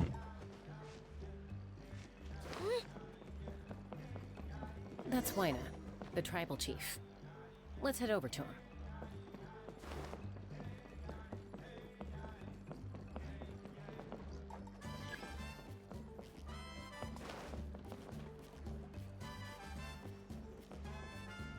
Chaska. Nice to see you again, Wyna. I'm afraid we Why don't have time not? for pleasantries, so I'll get right to it. We're here for the Spirit Speaker Stone. Whoa, hold on a second. At least tell me why you need it first. My friend Kachina is trapped within the Night Kingdom. We need the stone to find her ancient name and rescue her. Rescue her? From the Night Kingdom? That's right. I'm sorry, but someone needs to tell you what you don't want to hear. Going there, a mature warrior would never make such a foolish decision. But I am mature. The nature of battle is unpredictable. You never know how it's going to end. Losing a friend is tragic, but when that happens, the best thing you can do is focus on how to prevent further casualties. I appreciate what you're trying to say, Chief Wyna. But if the price of maturity is abandoning a friend in need, I'll choose foolishness any day. If Kachina's still holding on, then so will I. I thought you might say that. Is something wrong, Wyna? This doesn't seem like you. I really like the design of Life isn't Chaska. complete without taking risks. That's always been your mantra. It's nothing. The Night Kingdom is a dangerous place. Can't blame me for checking if you were up to the task. If you're that determined, far be it from me to stop you. Here's the stone. Keep it safe, okay? It's not like we have a spare. Thank you. Huh. Seems like you two go way back. But aren't you from the Flower Feather Clan, Chaska? Oh, Chaska's a peacekeeper, so she's famous throughout the tribes. She's always the one people call to resolve conflicts, so we slowly got to know each other that way. Her younger sister Quichi's always hanging around our tribe, too. She's helped us out a lot in the past. Oh, you have a younger sister? Yes, I'll introduce you to her sometime. But let's get back to business. Wyna, how do we use the stone? As you probably know, your intended destination is completely different from the real world. The Night Kingdom is like a river flowing with concepts, and the ancient name you seek is like a tiny fish swimming downstream. In that sense, the stone is like a fishing boat drifting down the river, but the boat alone isn't enough. You need a fisherman experienced enough to steer it in the right direction. We couldn't do that ourselves? With a little practice, I'm sure you could. You have the strength and the talent. If you want to make sure this works, though, I could recommend someone to you. Who? Vichama, a legendary warrior and scout from our tribe. He's got a keen eye and a well-honed intuition. Even his ancient name means to seek. If you're fishing for a name, you're gonna want him on the boat. Vichama? Why does that name sound familiar? He's one of Auntie Atea's hot spring buddies. I've heard stories about him. Where can we find him? Ever since Malco passed, he spends most of his time gazing out at the scenery from the cliff tops. Follow the path that way, and I'm sure you'll find him. Thank you. We'll go look for him there. Good luck. I hope everything goes well.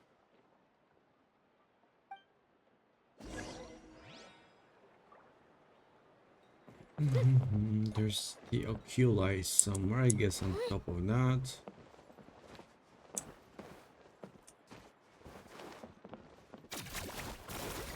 I climb it? Yes, I do. I can.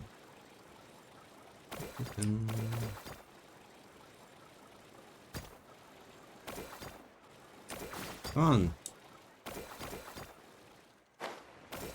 Onward and upward.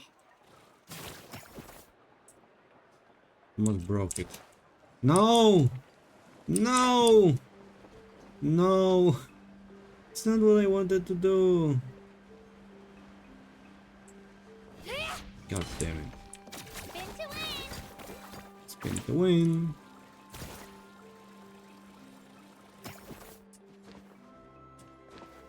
Okay, so I do need to go all the way freaking around.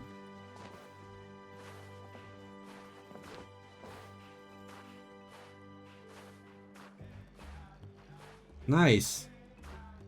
At least I am somehow recovering my energy while she's being epileptic.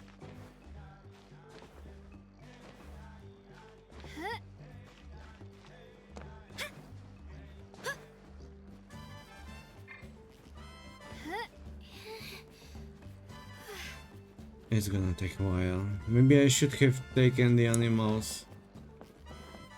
Travel faster. It's still freaking annoying. I just turned the fan on off and it's getting so hot already. I'm gonna go crazy because of that.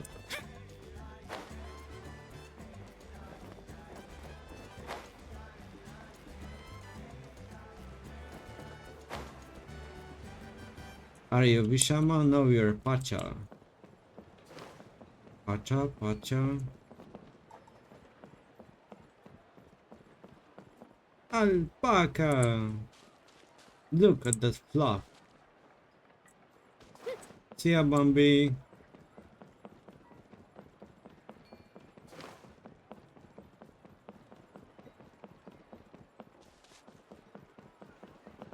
Wayfinder. I need to go lower. Where's he? Close call. Oh, there he is.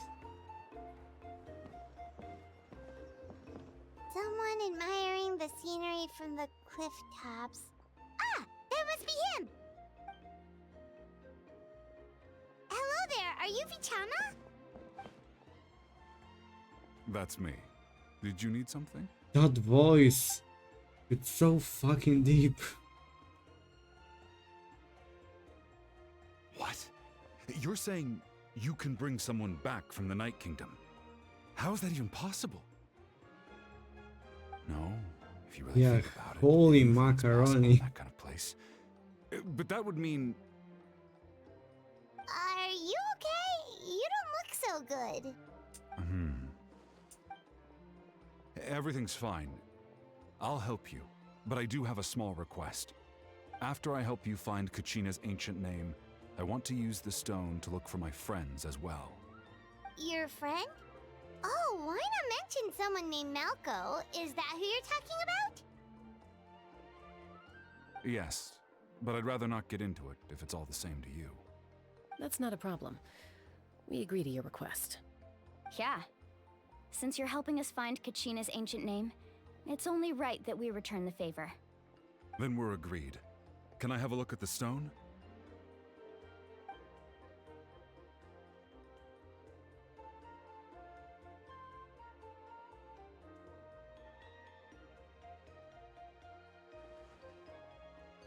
Looks like horns.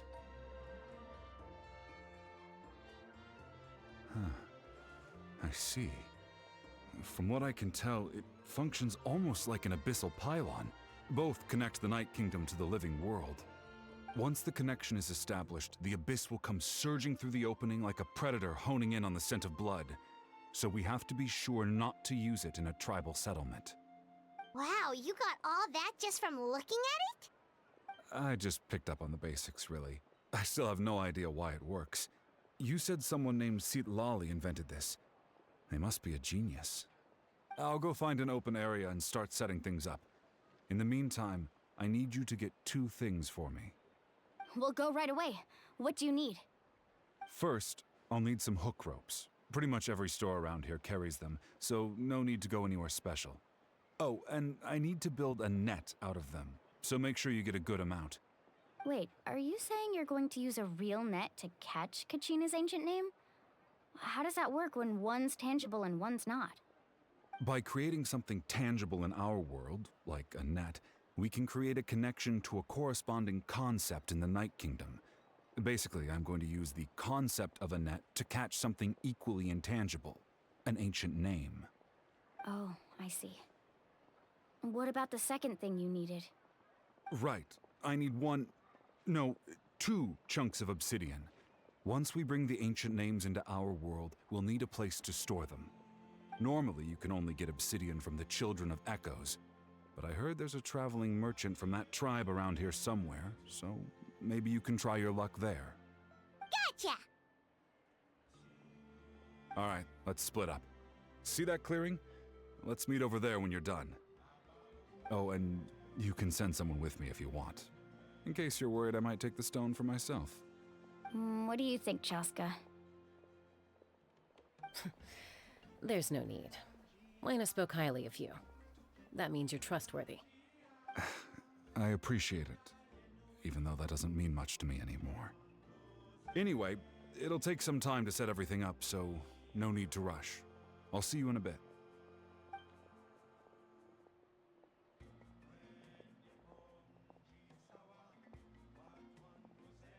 What an odd guy. He seems so defeated, but also really invested in the stone at the same time. I don't have any more insight than you, Paimon. Let's just focus on the preparations for now. Hang on, Kachina. We're coming for you. I feel so goddamn sleepy today.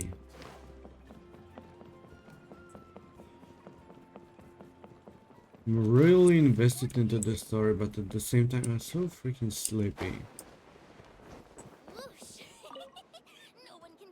Hello. Do you have any hook ropes for sale? Hook ropes? As in rock climbing equipment? Yes. How much for your whole stock? You're the same, The maybe. whole thing? Let me see. That would be 30,000 mora in total. Deal? Deal. Yeah, maybe the weather is changing. Really? What, you want me to drive down the price? We just need these as fast as possible. Thanks. Oh, no problem at all. I'll even pass along some information on the house. These ropes are usually used by rock climbing enthusiasts. If you want to learn, Roka's the person you want to ask. All right. That's everything. Here you go. Now we need the obsidian. Let's go talk to the traveling merchant Vichama mentioned.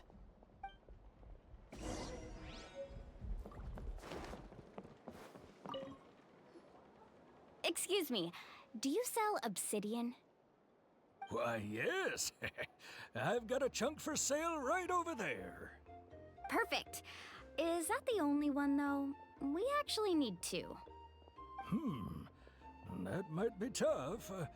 Tell you what, I'll take a look through these boxes over here and we'll see what we can find. Thank you so much. We'll wait here.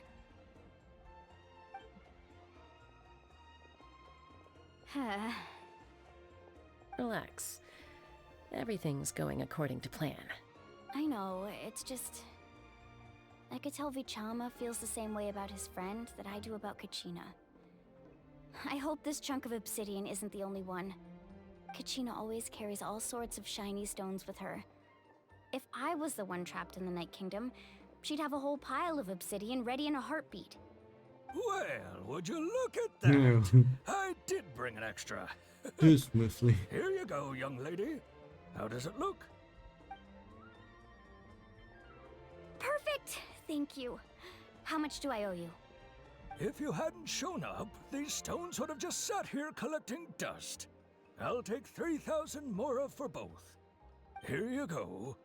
By the way, I heard you mention Vichama just now. You running an errand for him, then? How's he doing? Malco's been gone for 5 years now. It's about time he started to move forward. Do you know what happened between them? I heard about it in passing while I was out drinking one night, but I don't know all the details. Vichama and Malco grew up together, and even made a name for themselves together. Malco was an amazing fighter, capable of knocking out multiple opponents in a single hit, while Vichama excelled at scouting and analyzing the battlefield. The two made an excellent team and managed to beat back the Abyss several times. 5 years ago, they both emerged triumphant in the pilgrimage and were placed on the same team to fight the Abyss. But on the eve of battle, the Abyss launched an attack on their tribe, and Bichama suffered an injury to his leg while attempting to rescue someone. Then what happened? The team agreed that he couldn't fight the Abyss in his condition. Vichama didn't argue. He knew going to the front lines with an injured leg would make him a burden in battle. So they raised the issue with the Pyro Archon, and she agreed to let him stay behind. It's just... Melko and the others ended up facing hordes of abyssal monsters in numbers that far exceeded anyone's expectations.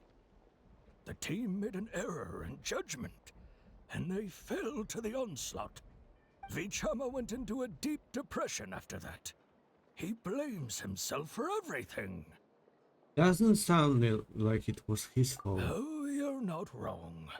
But it's possible he chooses to blame himself. Not because he did something wrong, but because he wasn't able to do anything at all. I've tried convincing him to move forward, to stop dwelling on the past.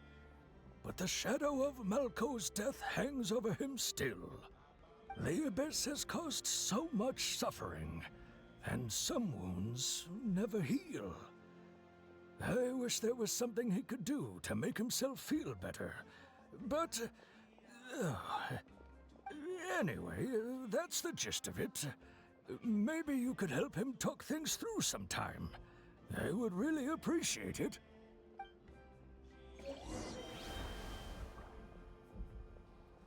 Let me see, I completely forgot.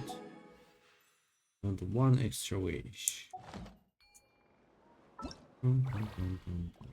And also some primogems in here. That's it. Okay, okay. 2. Okay, crop.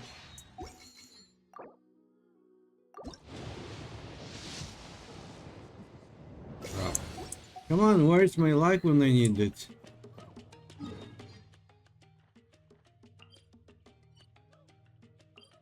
Let's go,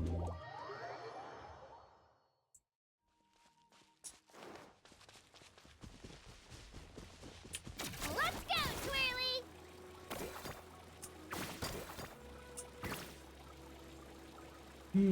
It's a pity I can't speed this up. But it's still really nice to have something extra to... After the stream, you think so? I don't think so. I think it will work this way. Did you get everything? Yep, it's all here. When do we start? I've made all the necessary adjustments, so we're good to go. As agreed, I'll help you find Kachina's ancient name, and then you return the favor. Could I ask a question? Go ahead. Are you seeking your friend's ancient name for the same reason as us? Yes. After Malko fell, I scoured the battlefield to see what happened. It turned out he wasn't bested by some impossibly powerful foe. He was dragged to his grave by the sheer number of enemies. If I had been there, I would have been able to sense the danger. I could have warned them not to advance. I've always blamed myself for what happened. But when you told me about Kachina, I realized there's a chance Malko might also be alive, fighting for survival in the Night Kingdom. But that happened several years ago, right? Yeah, he may be gone already. The Pyro Archon said all life within the Night Kingdom eventually becomes one with the Sea of Souls. There might not be much hope, but I still have to try. Malko and I promised each other, even if we never managed to root out the Abyss for good, we would fight together until the end. All right, let's get to it. I'll start searching for the conceptualized version of Kachina's ancient name. If you see any fragments scattered around the area, please collect them.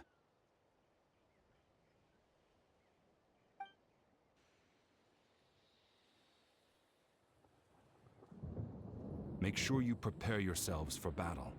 As I said, the stone will link the mortal realm to the Night Kingdom. The Abyss will likely emerge in response.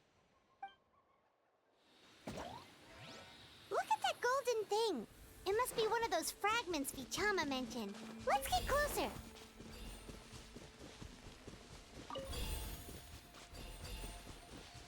No, it disappeared. I'm not scared. I was just caught off guard.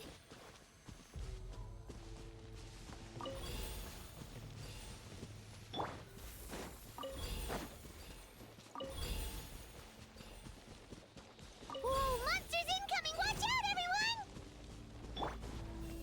What monsters? I can't see them.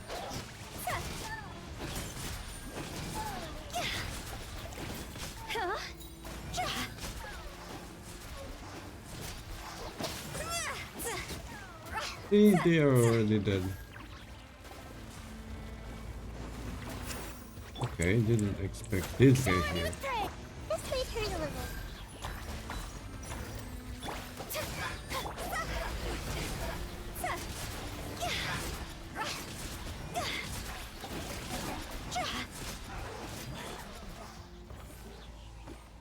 How much longer, Vichama? Not long. We're getting close.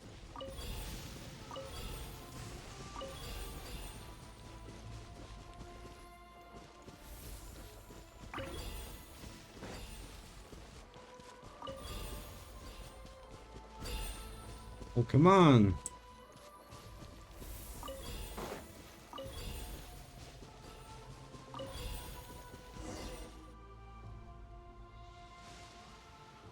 Vichama!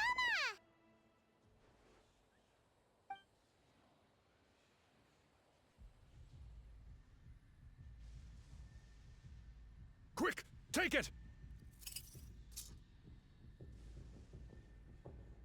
I found Kachina's ancient name. Hang in there, Malco. Just a little longer. Something's not right. The power of the Abyss is getting stronger. Yeah, because he's going deeper to find him. The Abyss is corroding his body. Vichama, you can't keep going. You'll die. I should have died 5 years ago. I just need a little more time. Please, I'm almost there. I'll help Thank you you. buy some time. Mashing the space bar. Whoa, watch out! The power of the Abyss is strong.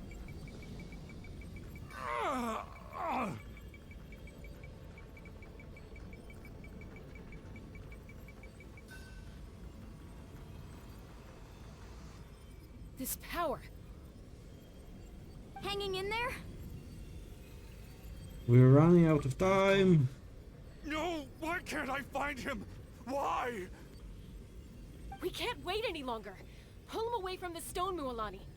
I already tried, but the power of the Abyss has him in a chokehold. It's like he's tied to the stone with an invisible rope. In that case, we have no choice. I'm sorry, Seat Lolly. Get back! She's gonna destroy the stone. Chaska, wait!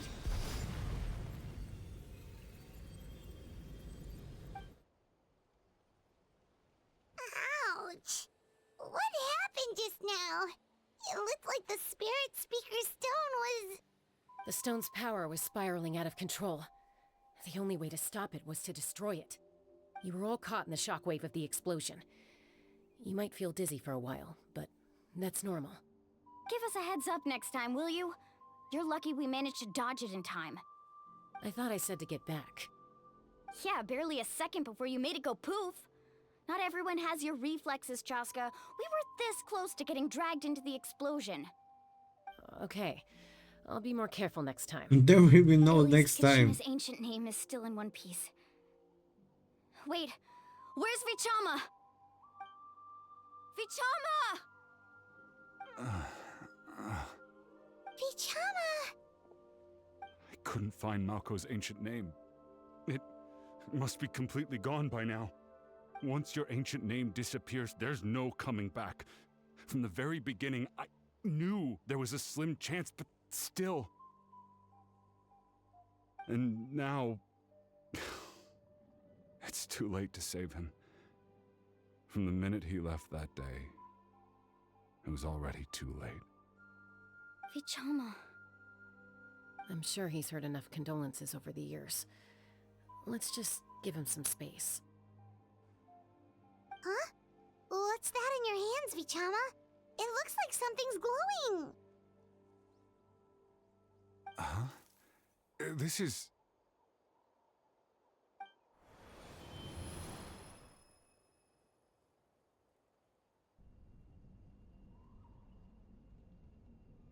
Hey, Malco. Got any strength left? Not enough to swing a sword, but to say a few last words. It's the memory. Too bad. No one will get to hear them. I never thought I'd actually die on this mission. Not that I'm afraid to die. It's just... hard. Thinking about my mom's face when she hears the news.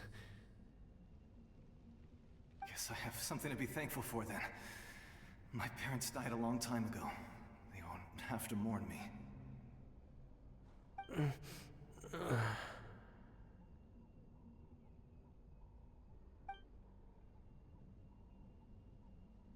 Pisak!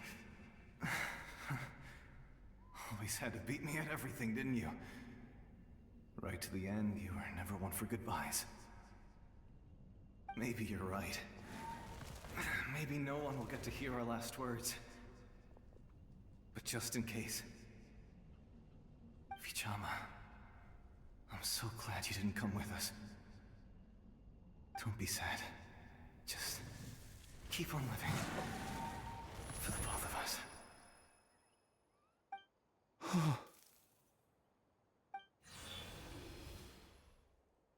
Was that a memory?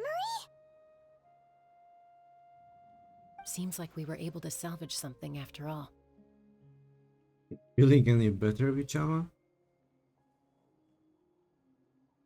Of course. Seeing him, hearing his voice again, it makes me unbelievably happy. But it also brings with it an even deeper pain. A deeper pain? With such a deep voice. Malco was always the type to put on a brave face. But in that memory just now, his hands were shaking. And his smile was forced. Really? For all these years, I regretted not being able to fight alongside him to the end. And now I know, at the end of his life, he was thinking the same thing. Vichama. I'm fine. Actually, I heard Chief Wina wasn't really on board with your plan to go to the Night Kingdom. When you asked for my help, I hesitated too. I knew helping you find your friend's ancient name meant leading you one step closer to danger. But I also understood why you had to try. Everyone has regrets in life, but not everyone gets the chance to make up for them. Once allowed to fester, guilt strips us of our most valuable qualities as warriors.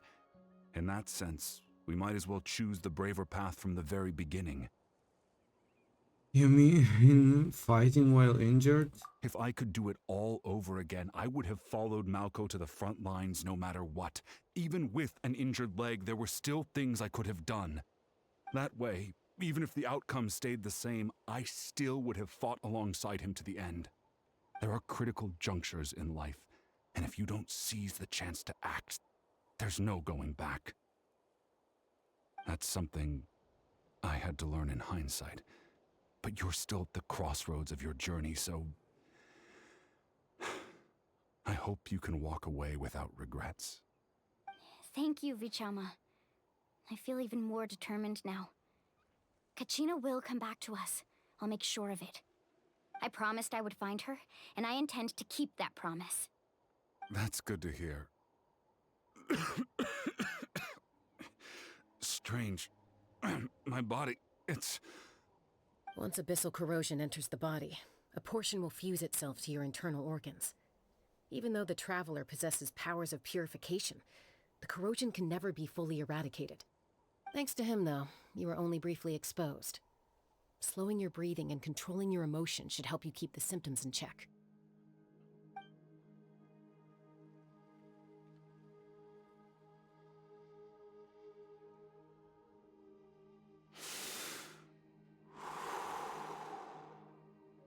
Huh. That does make me feel better. You seem very knowledgeable about all this. Just speaking from experience, that's all. Anyway, we've recovered Kachina's ancient name, so we're off to a great start. Let's get Vichama back to his tribe and tell Wyneth the good news.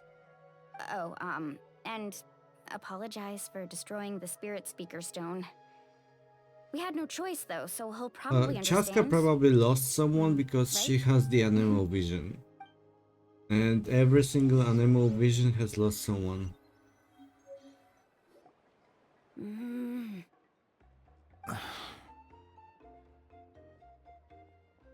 Koichi, are you really gonna just stand there like that? I don't know what you want from me. I think you know exactly what I'm trying to say, Uncle Wyna. I can hear it in your voice. Honestly, it's just one thing after another with you two. They're back. Is the sister? What are you doing here? Yes, it's the sister. Don't play dumb with your own sister. You know exactly why I'm here. My apologies, everyone. I just need to borrow Chaska for a few minutes. You come with me. Younger sister, you say? I'll be just a moment. Who is that? Koichi, Chaska's younger sister. Although the two aren't actually related by blood, it's kind of a long story. But it feels like there's more to the story. It's not really my story to tell, but I guess it's not a secret. You see, Chaska was actually raised by cuckoo sores. She was afflicted with a rare disease when she was a child, and abandoned in the wild as a result. The Abyss found her out there, all on her own, and tried to devour her. But in the end, all that did was trigger her will to live. That strength of will pushed her to survive. But it also planted a seed of conflict within her. Eventually, she was adopted by the cuckoo sores. Wherever they went, she followed, getting into fights right and left. For some reason, Paimon can totally imagine that. Well, when Chaska finally returned to human society, it was Koichi's parents who adopted her. At the time, Chaska still had a habit of getting into fights, so Koichi was always taking her around, apologizing to everyone. Yes, exactly, Jungle I Book. remember those days. One of those fights was definitely with me. But, you know, kids. You're fighting one minute and your friend's the next. Eventually, she found a way to rein in that desire to fight. And now she's who people call to resolve conflicts. She's known as the Peacemaker. It sounds like she still argues with Koichi, though. Don't siblings usually stop fighting when they get older? That's partly my fault. Koichi asked me to stop Chaska from doing anything dangerous, but you probably know by now, once Chaska makes up her mind, there's no changing it. Oh, I get it. No wonder you tried to talk us out of going to the Night Kingdom. Chaska even said that wasn't like you. I'm all for your adventure. You need to take risks when you're young, because by the time you're my age, you couldn't attempt something like that even if you wanted to. Better try now than live with regrets later. That's what I say. Still, I can understand where Koichi's coming from. In the end, nobody wants to sit back and let a loved one put their life on the line. How old are you? 40?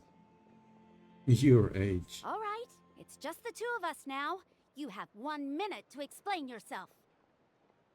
I don't have anything to say. You don't have to approve, but you should know I only do what's necessary. That attitude is exactly the problem. It's like you don't care. You try to sneak off to the Night Kingdom behind my back and then play it down as if it's just a trip abroad. Well, Technically, I am going abroad, right? Again with the excuses! We agreed, didn't we? There are 4 levels of danger. If it's not something urgent, you can only engage in level 2 danger and below. You can only go up to level 3 if a situation is so dire there's absolutely no alternative. But a trip to the Night Kingdom? If that's not a level 4, I don't know what is! And you were just going to sneak into the place without saying anything! What do you mean, sneak into the place? I always planned on walking in there with my head held high. You bought off Uncle Wina, didn't you? He promised me he'd stop you from doing anything dangerous. Oh, it's like he didn't even try. You feel like he went back on his word. What if I told you my mind was made up, and there was nothing he could have done? Not even by force. Oh, I knew it! So he did try to say something, but you didn't listen. This is important. If you were in my shoes, you'd make the same decision. You don't know that? I'm a doctor, and I handle logistics. If you're going to waltz into a dangerous situation where you could lose control at any moment, it's my duty to say something. All right, whatever. Anything else? You... What do you mean, anything else? Why don't you reflect on what you've done and promise me you'll stay put? Time out. Is this one of our normal arguments or a serious one?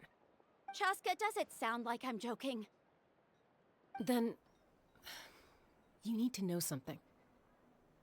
What happened to Kachina was partially my fault. I can't leave her there to die. That's not who I am. But the person you become when you lose control, that's also not who you are. That's a different issue. You said it yourself. A person is only as good as their morals. If I want to live in Natlan, I need to display qualities that make me worthy of this nation. Birds are birds are talking with each other as well. Condition is equally important. Sometimes you have to make sacrifices. All right, let's stop this here. If we keep going, I might actually have to get serious. And I think Wina prefers his roof attached to his house. Is that a threat? That sounds like a threat to me. Koichi! Younger sisters are supposed to listen to their elders. So, you're really going to go, no matter what I say? I'm supposed to be your sister. Then support me. I'll be back. All you have to do is wait. Chaska. So, that's it. Why'd you have to turn out to be so darn annoying?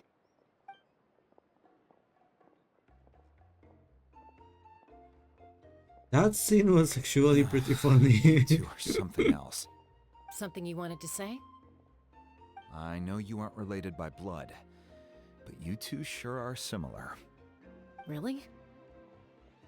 You know, I said that very thing to Koichi not too long ago, and she reacted the exact same way, down to the very tone of voice. It's not my place to get involved, but I will say this. Try to spend a little more time with your sister. You're tough kids. That doesn't mean you have to go it alone. Thank you.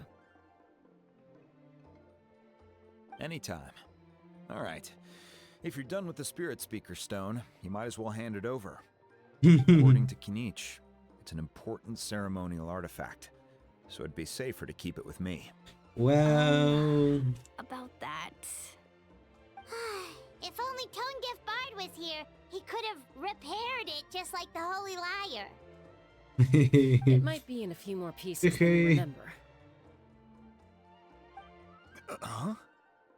Imagine now Venti appearing out of blue and repairing this. I see. Sounds like it was an urgent situation. If someone's life was on the line, then you had no choice. Still, Citlali's going to be a nightmare to deal with now that you've broken her stuff. I'll explain everything to her later. Stay safe out there in the Night Kingdom, okay? I'll wait here for your safe return.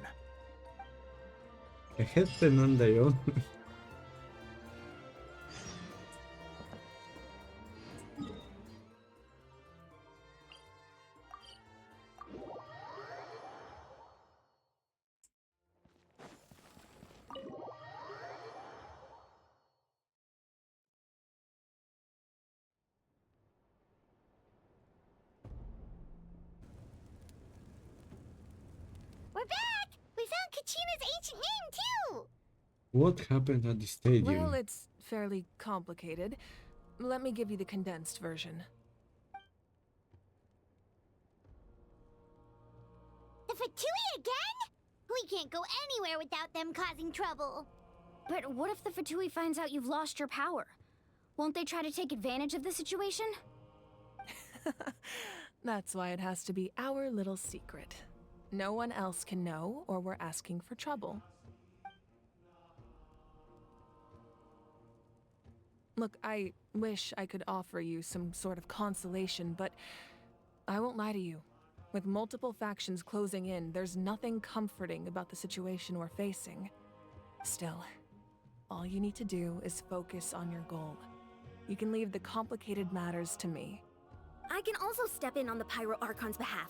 There's a limit to what I can accomplish, but I'll help you however I can. There's no need to be so modest, Yan-san.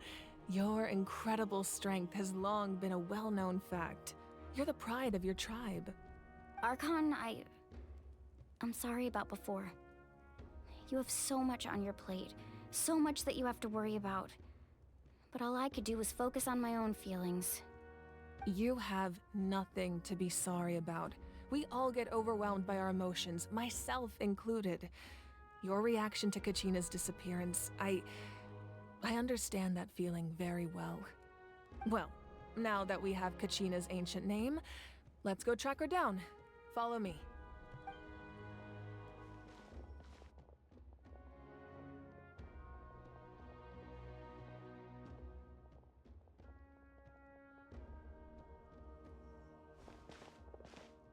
It's a pretty nice room.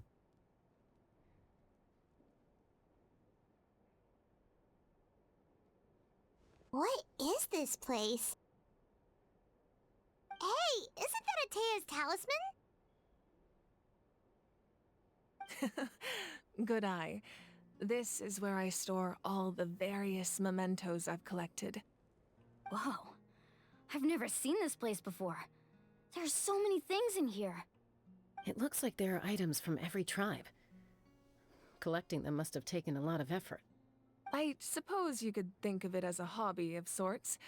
In Natlan, everyone grows up listening to the stories of heroes, and physical items do a far better job of preserving those stories than our own memory. Now, I still have some preparations to make for the ceremony, so feel free to take a look around in the meantime. If you're curious about an item, I'm more than willing to tell you about its origins. Alright, we'll have a look.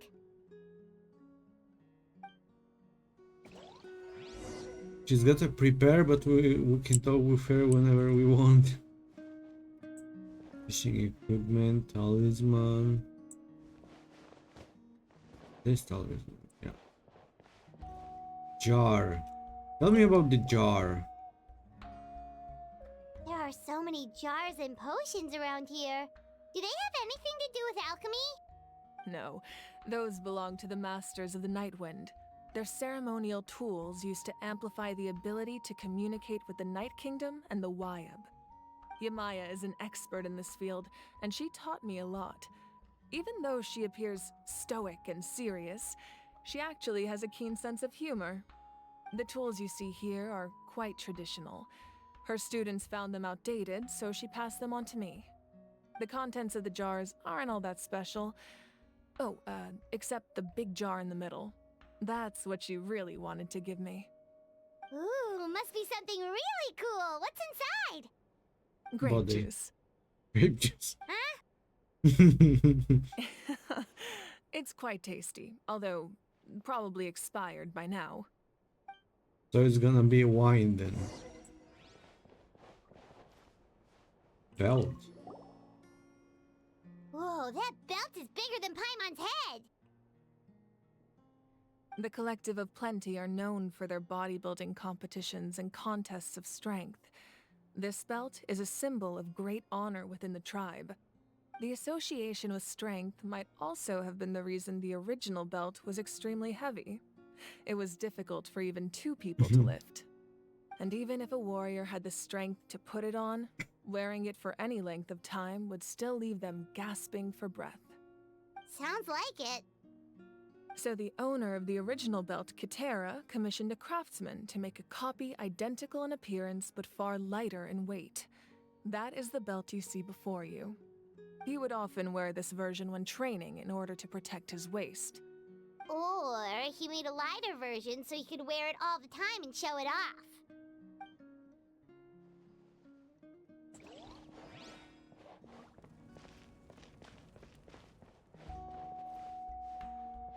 Fishing equipment. Hey, there's a fishing rod here. It must have belonged to the people of the springs. That's right. It belongs to a legendary fisherman named Matavaru. I have his entire set of fishing equipment, actually. He and I met in a Legendary tavern. fisherman. He told me about a particular kind of giant fish and his meticulous plan to catch it. In his eyes, I saw a hunger and a strong fighting spirit. To him, the sea was the battlefield upon which he staked his honor. So, did he do it? The next time I saw him, he was covered in scars. It turned out the fish he sought had been corroded by the abyss. He managed to kill the fish, but sustained a serious injury in the process, which meant he could never go deep-sea fishing again. Can a fisherman claim victory if he fails to bring back his catch? That's what he asked me in the end. Well, Paimon thinks he won. That was my answer as well. The experience was far more valuable than the prize itself. In the end, he didn't want his tools to go to waste, so he gave them to me. Wait, that means you also know how to fish. Maybe we can go head-to-head sometime. It's kind of similar to the story of Santiago. How was this book called? Wait. Don't remember how was this book called.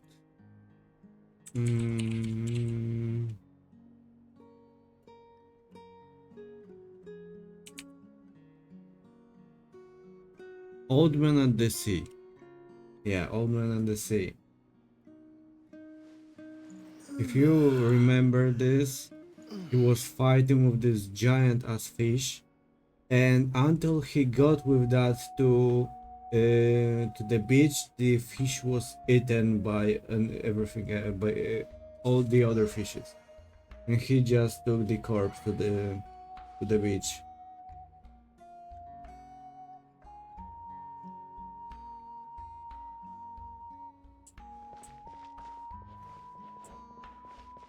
Is that?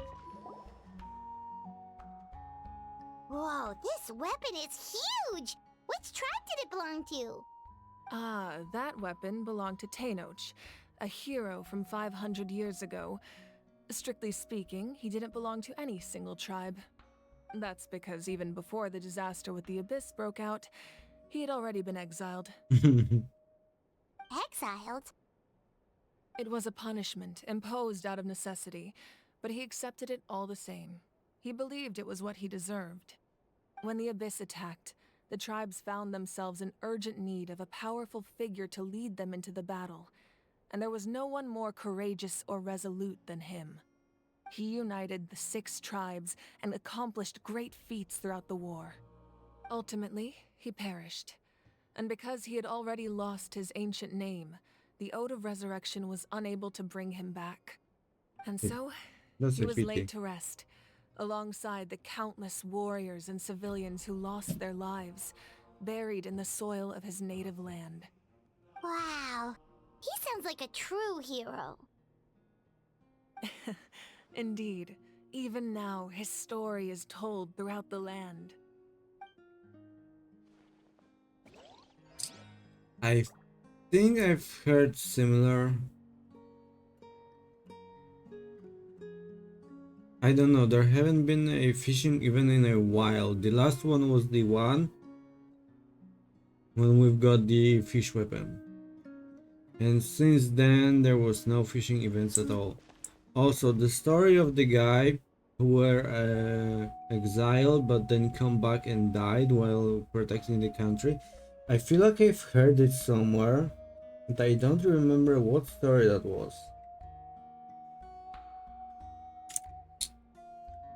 Let's see.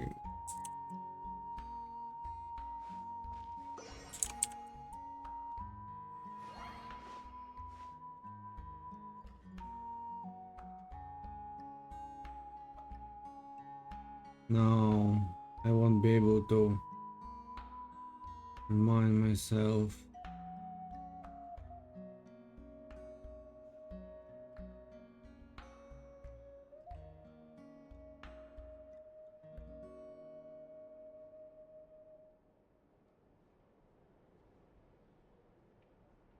Yeah, I don't remember. Okay, never mind then.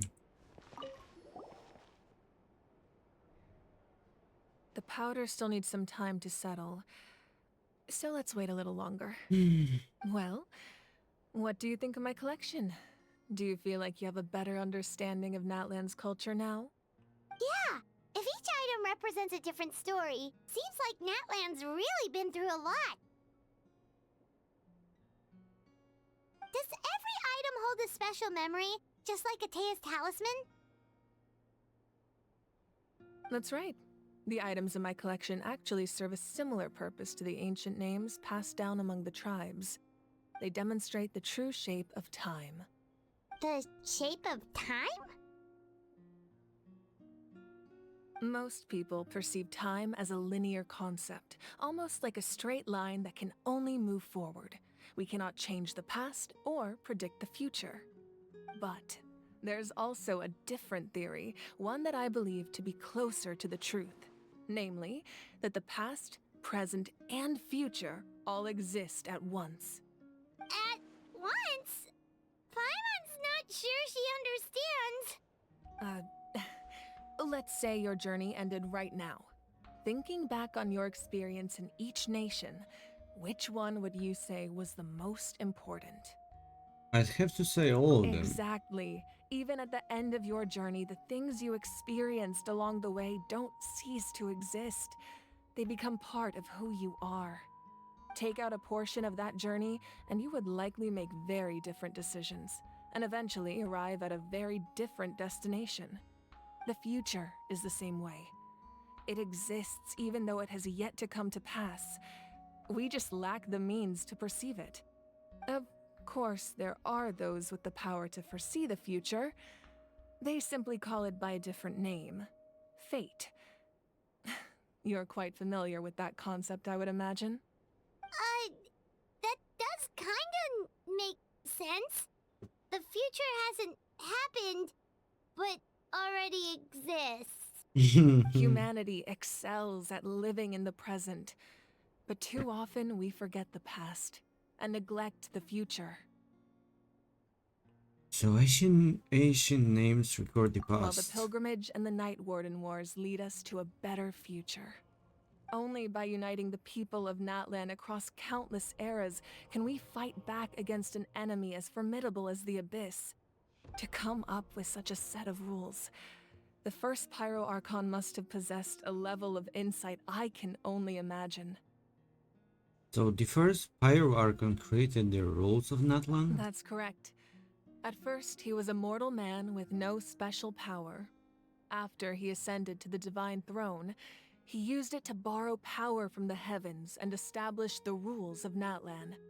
Namely, a framework through which ordinary people can ascend to Archonhood. By holding the pilgrimage, we're able to determine the strongest among us.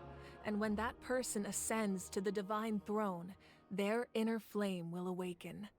In addition, the sacred flame will grant them significant knowledge and memory of this land. After all, that's how I came to know everything I just told you. So, it all comes down to the power of the Divine Throne and the rules. Wait, is that a family portrait? Yes, that's my mother, father, younger sister, and the little saurians we raised.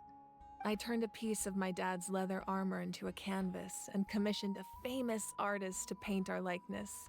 Your sister is so cute! It looks like the two of you are really close. Paimon was having a hard time thinking of an Archon as an ordinary person, but seeing this portrait, it kind of makes sense now. It really doesn't look like there was anything special about you before. Oh, wait, is Paimon allowed to say that? A little late for that question, don't you think? Kill Paimon. Paimon's so sorry! Paimon's mouth works faster than her brain sometimes! It's alright. I'd never get upset over something like that. No matter what others may say, my past is a precious part of my identity. I'm Sometimes. forever proud of the life I used to lead. Especially while Becoming eating, the right? Archon doesn't mean you sever ties with your family. The position just comes with a lot of responsibilities, so it impacts how often you get to see them. My father made the most delicious stew, so my sister would often bring me a large pot of his cooking, and we would sit on a blanket and eat it together. One time, we didn't close the door securely, and the Saurians who were raising ran into the room and knocked over the entire pot. My sister immediately burst into tears. The two troublemakers were going for the meat, but when they saw my sister's distress, they froze on the spot. I still remember the way they laid there, sulking like a pair of children, even after making such a mess. It was frustrating, but in the end, all I could do was comfort my sister and move on. Wow. You forgave them just like that? Isn't that what being a family is all about? I think about that story a lot, actually. As the Archon, I made a vow to defend this nation, and experiences like that, they remind me exactly what I'm trying to protect. Well, what happened after that? This portrait looks pretty old. Your sister must be all grown up by now, right? I believe she ended up working as an architect and artist. She built many houses and crafted many beautiful works of art. Anyway, that's enough about me. Now that the powder is settled, we can begin. Ian-san, Mulani, Chaska, over here, please. Place the ancient name up there, and then we'll begin.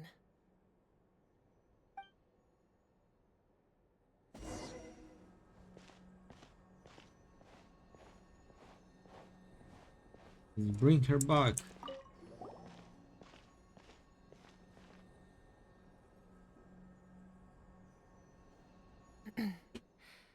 Surely as the echoes of life resound through heaven and earth, so too shall our stories remain eternal. Ancient name, take us to your fated bearer. Allow her to answer our call.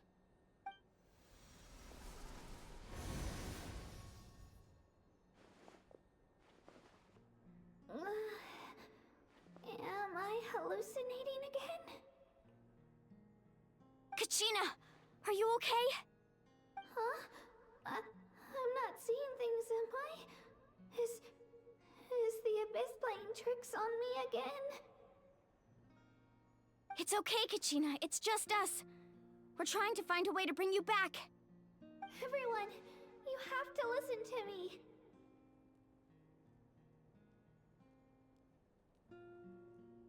Go on. Investigating the Night Kingdom this entire time, and I figured out what's wrong. The Wayab is being affected by the Abyss. I was waiting for the Wayab to send me back, but then this really strong monster came in and almost killed me.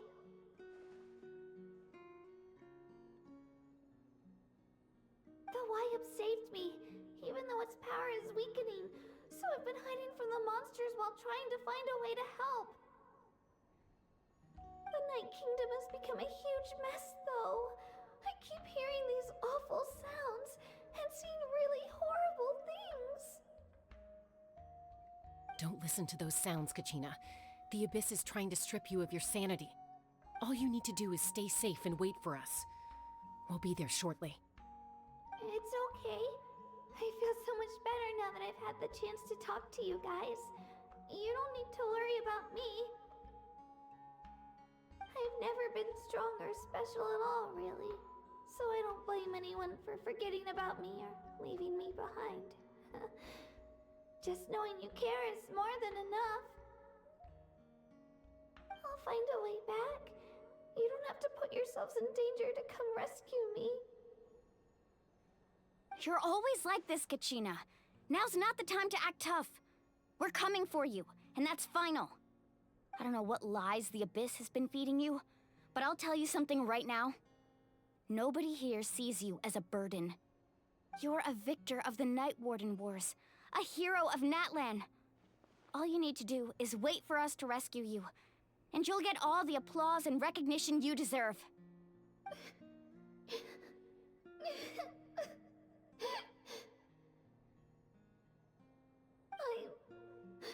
I'm really scared.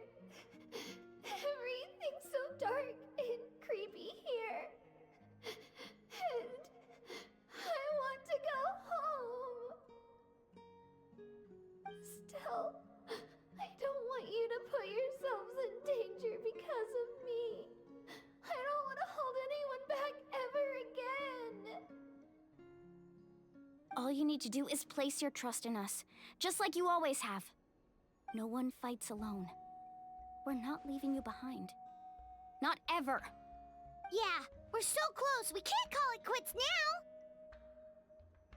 Thank you. Be careful. Looks like we've lost contact. Now comes the most dangerous part. You have to traverse the Night Kingdom in your physical form. This entrance to the Night Kingdom was left behind after an abyssal invasion. Even a brief amount of time inside could expose you to corrosion. I know. I'm prepared for that possibility. All right, then I wish you all the best. I'll tell Koichi to be ready just in case. She's very experienced in dealing with abyssal corruption. That face you just made. Don't tell me you two got into another argument. No, I just feel bad for creating more work for her. I'll go with them too, Archon. The more people, the stronger the party. Thank you so much for your help, everyone. It really means a lot that you're willing to brave these dangers with me. And there's no time to lose, so let's get going. Now that I've lost my power, I won't be able to provide much practical support. But I can still keep an eye on the situation from here. Eon-san, I know it's unlikely, but if you encounter a situation you can't handle... That won't happen. Well, check out the VA, because the VA may be the same. It might not only be like you... She sounds like the Evelyn from League of Legends, but it may be the same voice actor, you never know. I hope not.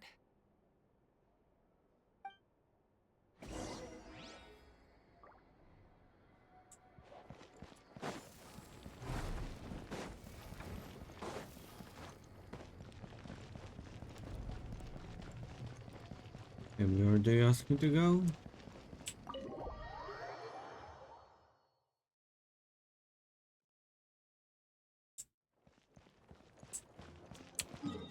Okay, let's teleport.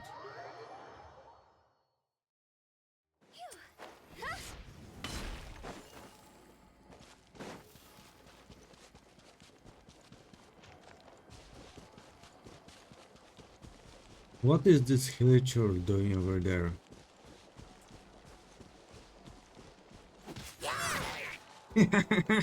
Sucker.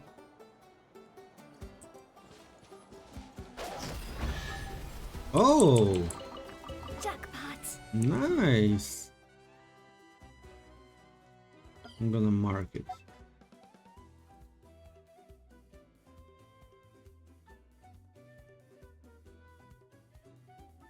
Just on fireplace. Now, yeah. Super killer turtle.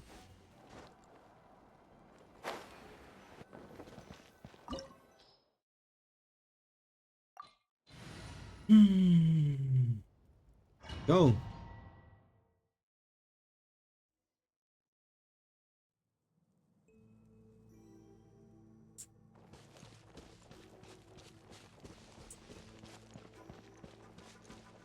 And look for the chest. She's not voicing Evelyn, well, but she sounds similar.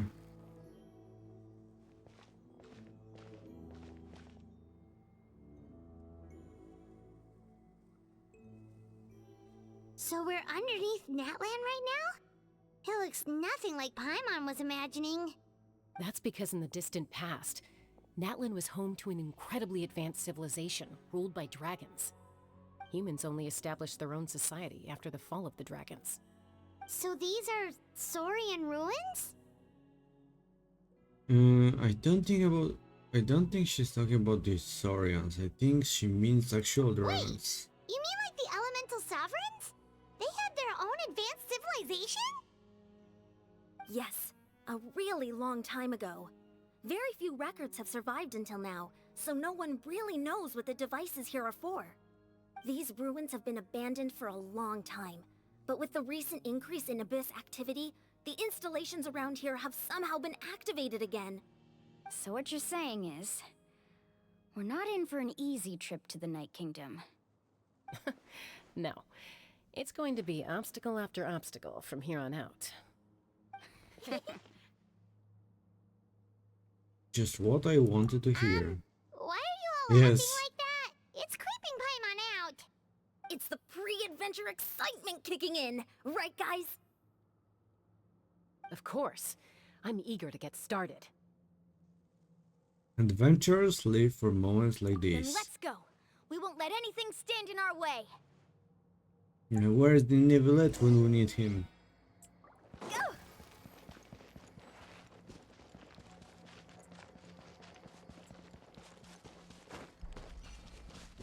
Seems like the road ends here. How should we get across? As a professional trainer, I think you could stand to build up your endurance, Paimon. Professional trainer? Paimon thought you were a warrior from the Collective of Planning. Well, that goes without saying. But I actually work as a sports coach. I provide professional guidance for many of Natlan's popular sports. And I don't just mean physical training.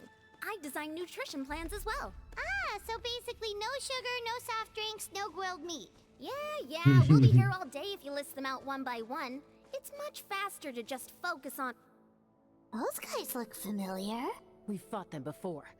Let's go. Show no mercy. Show no mercy.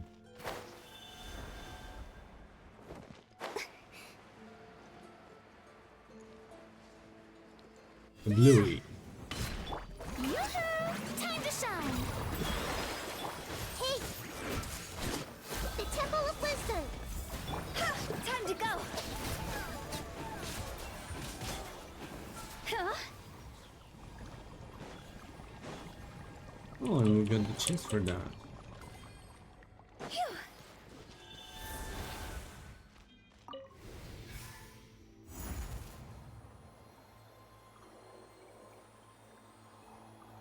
Whoa!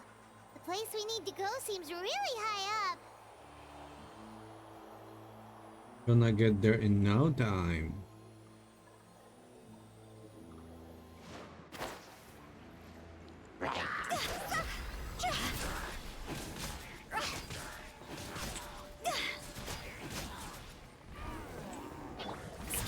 When did you came here? Everyone hold hands! Oh, come on. This isn't good!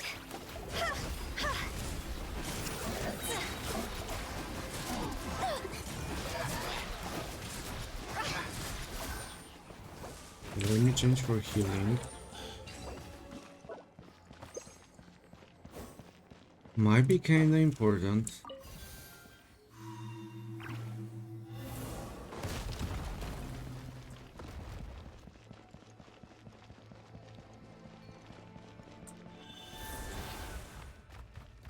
No chest, no chests.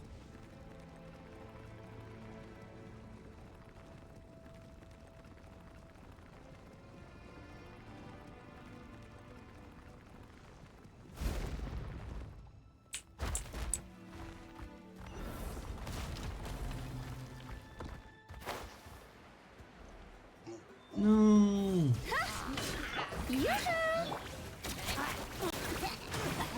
I can walk it off! No! Why did you die? It was not supposed to end up like this.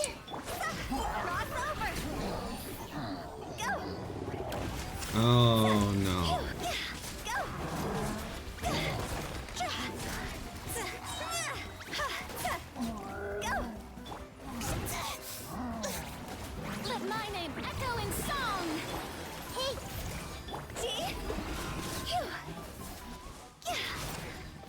How are you not dead?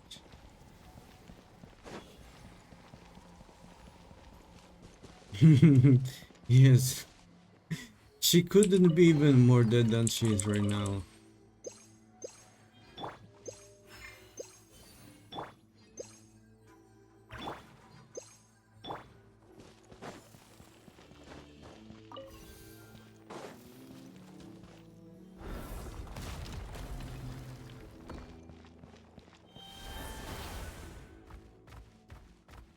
Bonk.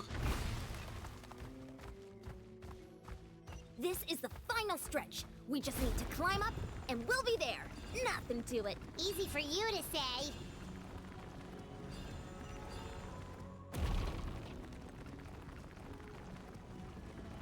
Oh, there's the energy.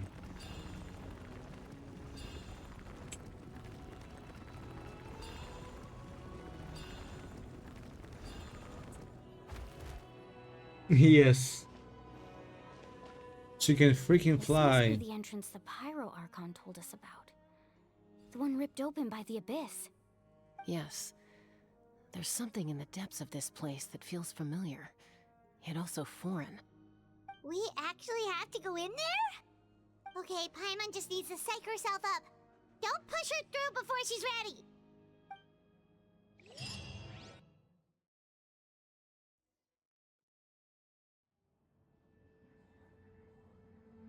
Hey! You don't have to drag Paimon! You're pulling too hard!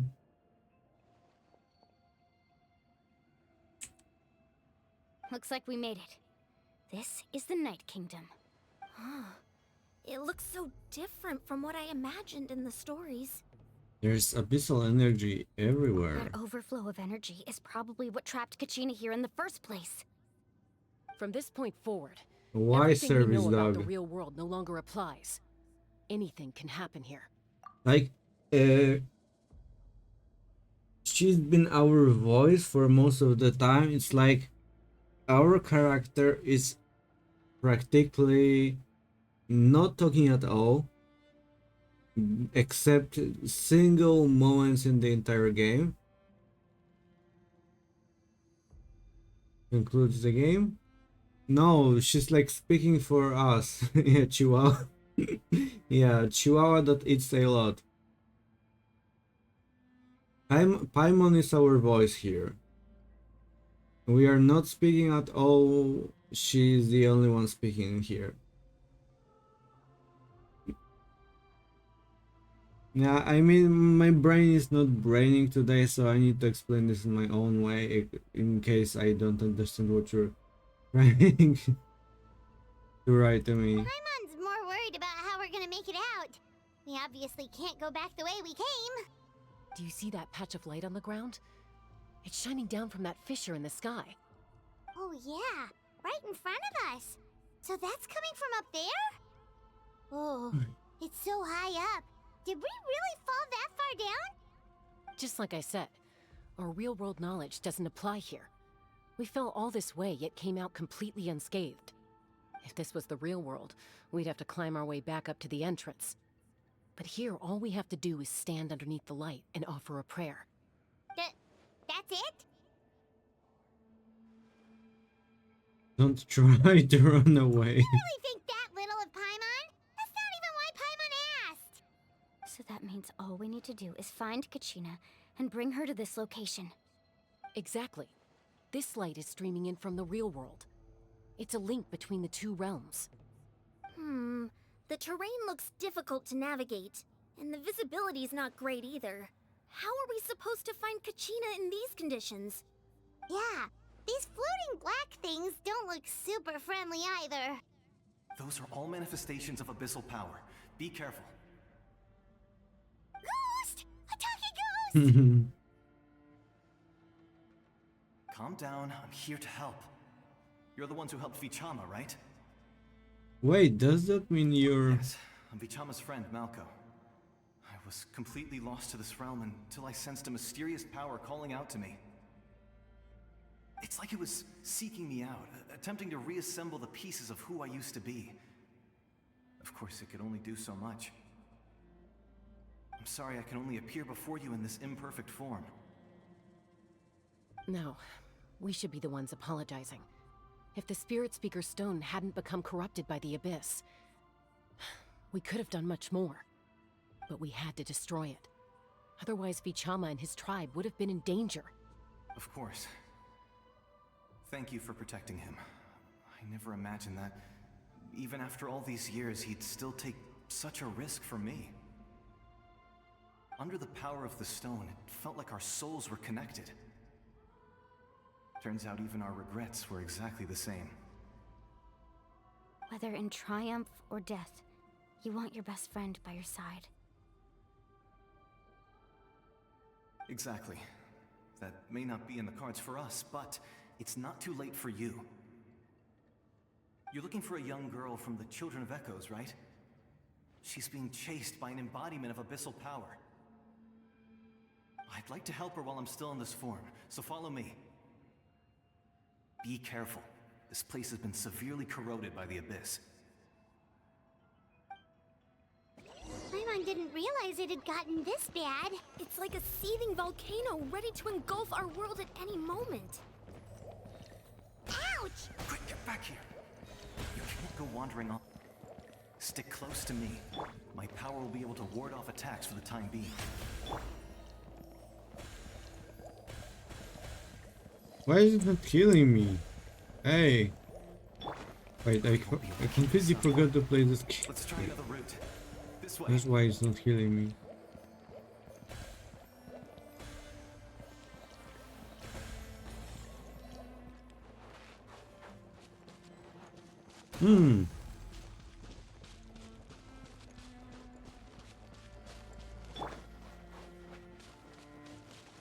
Not good.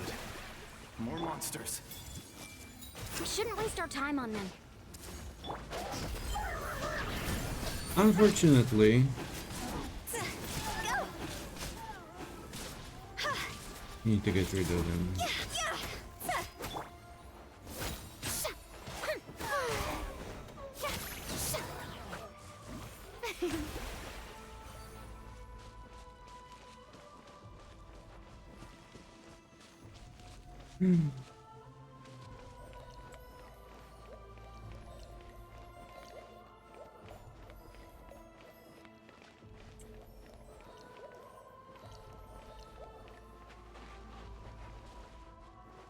Oh, Paimon can't see anything! It's easy to get lost here. Just stick close. New monsters.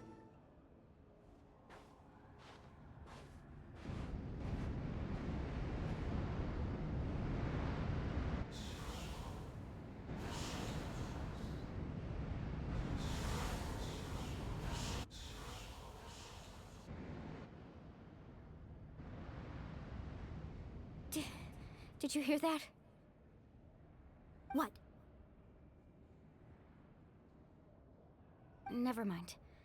It was probably just my imagination. Don't scare Paimon like that! I heard it too. It was a voice from the Abyss. What did it say? Doesn't matter. It certainly doesn't harbor good intentions.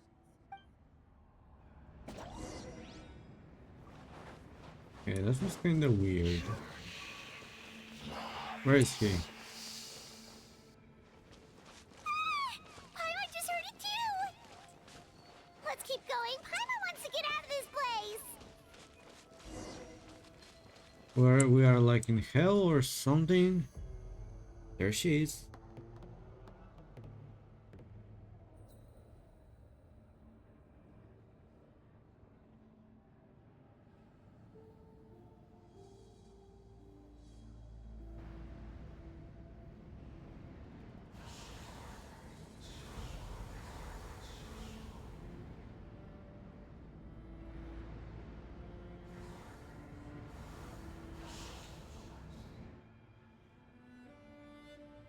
We're here, Kachina! Oh, honey? You made it! Looks like our reunion will have to wait until we take care of these monsters. Good idea. Let's go!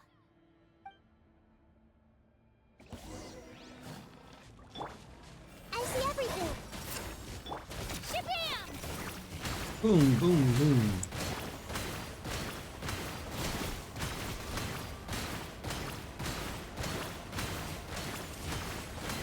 Hydrate needs to wait.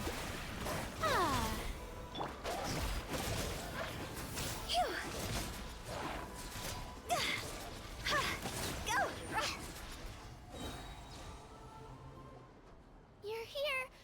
You're finally here. Thank you so much. That monster can appear from anywhere. It almost caught me a bunch of times. The Wyab's power helped keep me hidden, so I just tried to stay out of sight until you got here. Had a girl. You did so well. And most importantly, you weren't hurt. Should we start heading back then? Actually, I have a request. Will you come visit the Wyab with me?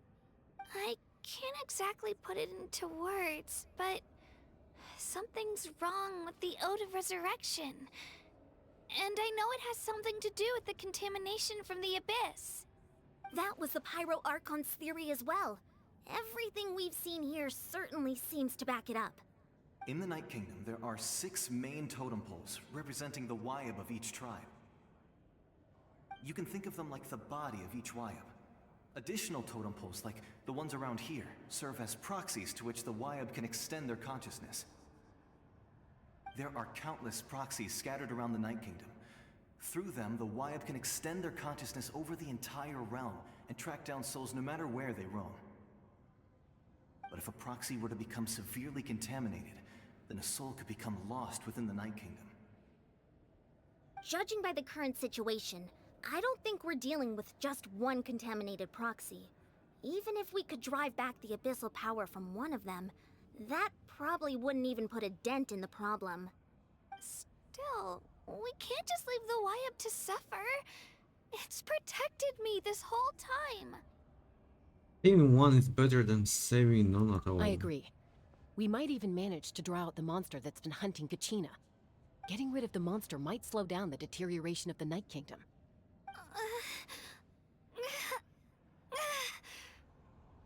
Kachina? What's wrong? Nothing. Just a headache. And that voice again, telling me to abandon the Wyab and leave this place. Maybe we really should leave. Kachina's already been here for too long. No, I'm fine. I don't plan on listening to that nonsense. I can hold on. Where's the totem Just up pole? ahead. I'll lead the way. Besides, I can still fight, so please, help me out a little longer. Listen to me, Kachina. We'll come with you, but that's because we want to help the Wyab, not because we have something to prove. You don't have anything to prove either. It's okay if you reach your limit. We'll be there for you. All right, the sooner we get this done, the better. We've already come all this way, so we might as well try to get to the bottom of this. Let's go. This way. I'll stay here and try to stall the Abyss monster. All by yourself? That's too dangerous. She's dead It's all right. anyway. I may not be as strong as that monster, but I'm definitely more familiar with the area. Besides, I don't have much time left. If you're anything like my friend, I'm sure you're not particularly fond of goodbyes. So go. Achieve your goal, and return to the world where you belong. Thank you for everything. You're a true hero. Thank you. No one fights alone.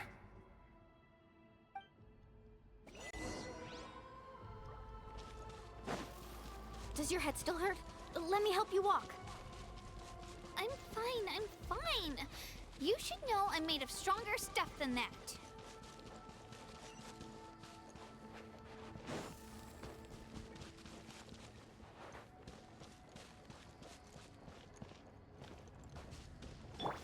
Be a good idea to heal everyone. Not what I wanted to do.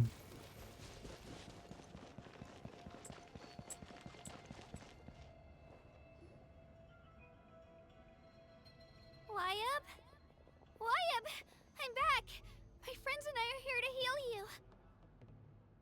It's already down. Wyabb, can you hear me? Wyabb? So we were right. The contamination is already too severe. It's preventing the Wyabb from answering our calls. Alright, get ready everyone. Time to purge the abyssal energy from this place. I'll help too. Careful. We've got company. Already? You really think that puny soul could slow me down? Courage in the face of futility is pure folly. He tried to get in my way, so I disposed of him.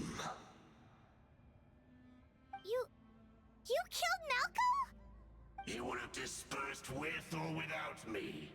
Rather than worrying about him, I would urge you to focus on yourself. You may have defeated others of my kind in the past, but underestimate me now, and it will be to your peril.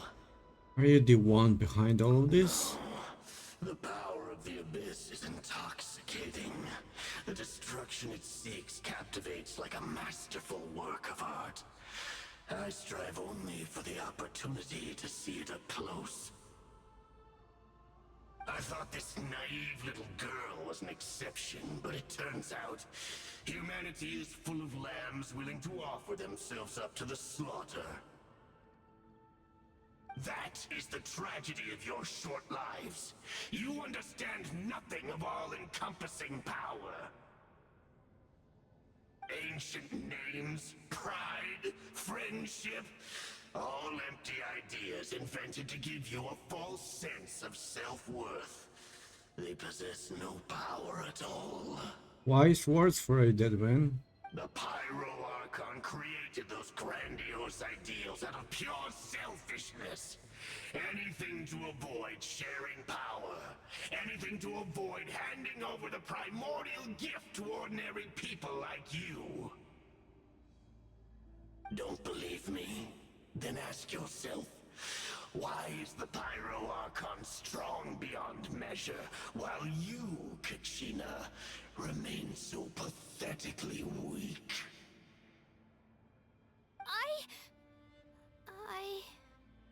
Kachina, give me your hand.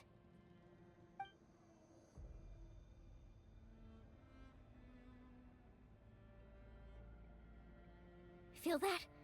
I'm right here next to you. Thanks, Moalani. You're right. I have nothing to fear.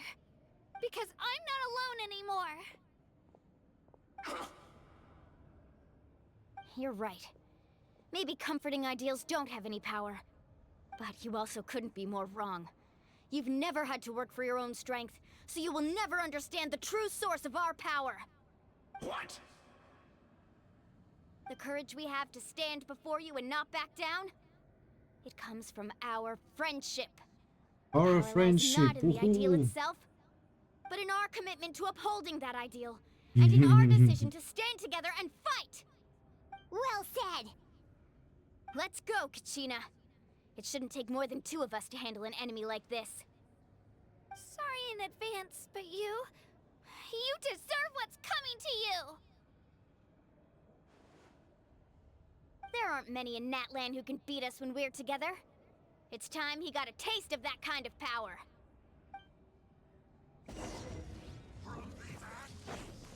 To this world of Louis. Amazing! Catching at the flame!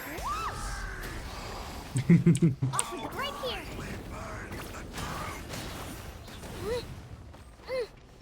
Carving waves!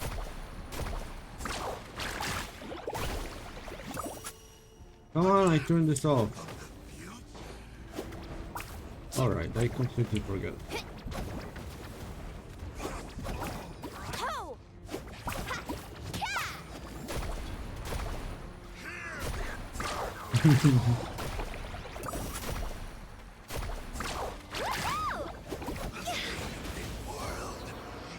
And that.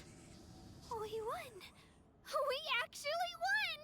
That's the last sip of water for you. And I'm out.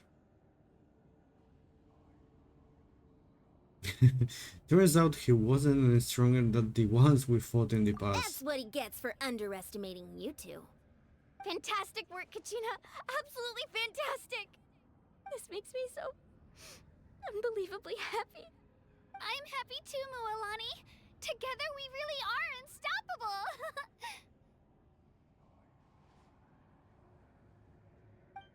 Huh?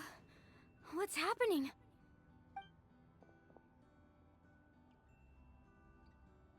My ancient name is glowing?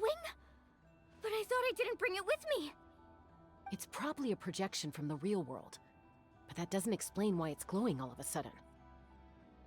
Wait, does that mean you're...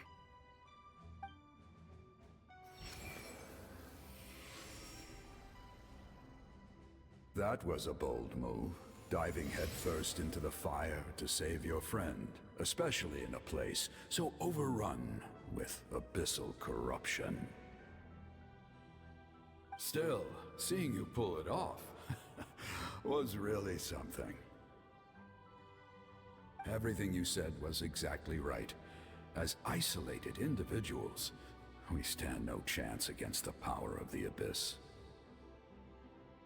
It took years' worth of scars and lots of unnecessary suffering for me to understand that for myself.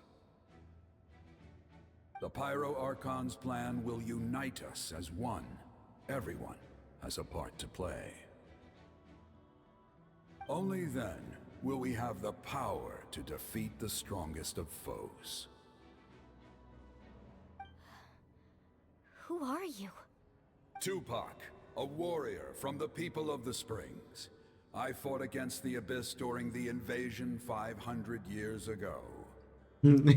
Tupac is alive. I've heard that name before. You were the giant who saved all of Natlan. Since you were able to awaken my words from your ancient name, that means you have fully embodied the aspirations of the Wayub. Under the name Umoja, you shall unite the tribes and save Natlan from its impending doom. Me?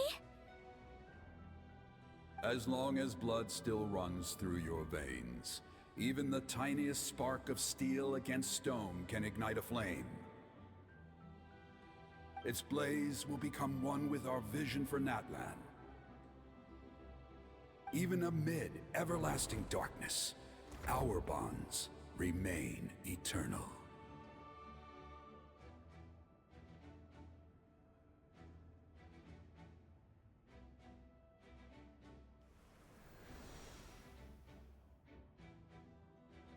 Yup, Giga Chad.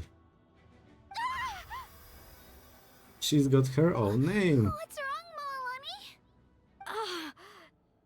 So many memories. My brain was just flooded with everything he once knew. So that's what happened. What do you mean? Did you just figure something out? 500 years ago, they foresaw the very crisis we're facing now. Efforts to save Natlan started all the way back then. We can go over the details once we get back. We shouldn't linger here longer than we have to. Does that mean you already know about this whole thing? I know bits and pieces, but I had no idea Mualani was also part of the plan. This sounds like something that's going to need a lot of explaining. Let's focus on saving the Wayub first. Am I going to mash the spacebar again?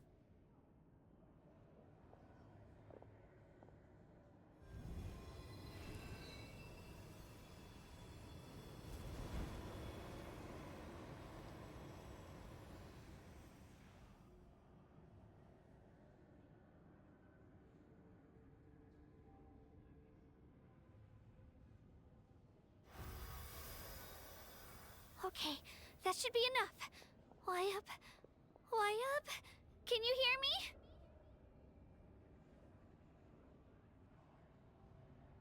I hear your voice, Kachina, my dear child.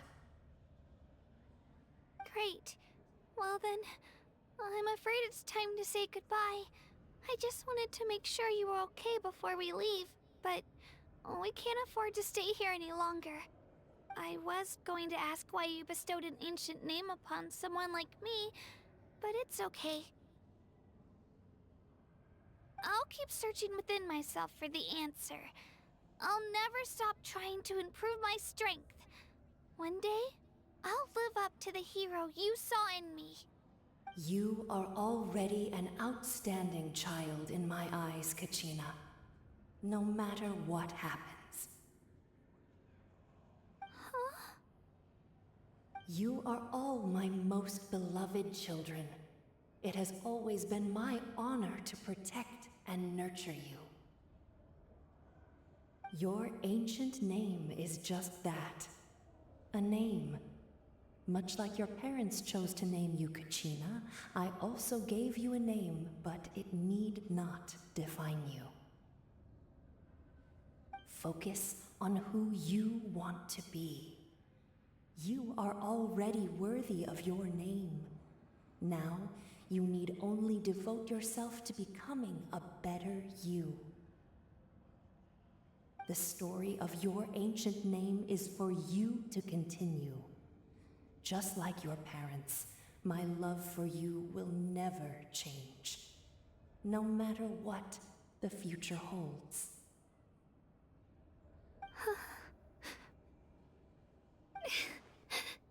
Thank you, Wyatt. It gladdens me to see the Pyro Archon's plan move another step towards completion. But it is time for you to leave this place. The situation here is getting worse. Go now, my children.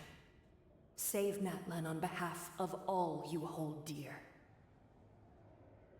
I know we've never met before, Wyatt, but I just wanted to say thank you for encouraging Kachina. It was exactly what she needed to hear. Whoa! What's going on? An earthquake? We're out of time. It's the power of the Abyss. Quick, we need to run!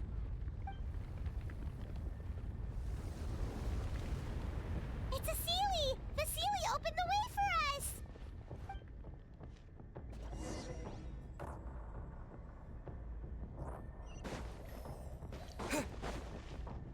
What? Yeah, I was pressing the wrong button. Never mind. What the freak? Land there, you idiot. We need to hurry, he almost killed us.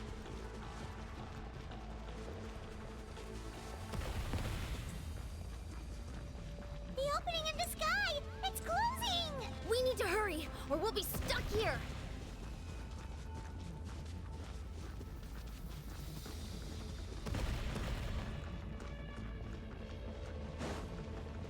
Not enough stamina. Watch out for the falling rocks! Quick, through the middle!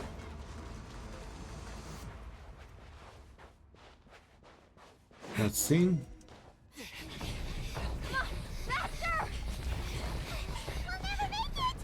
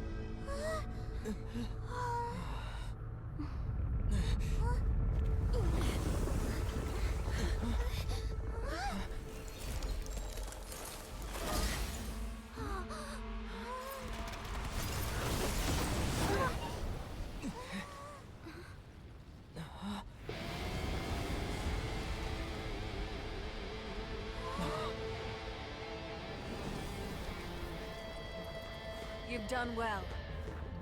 Now come home.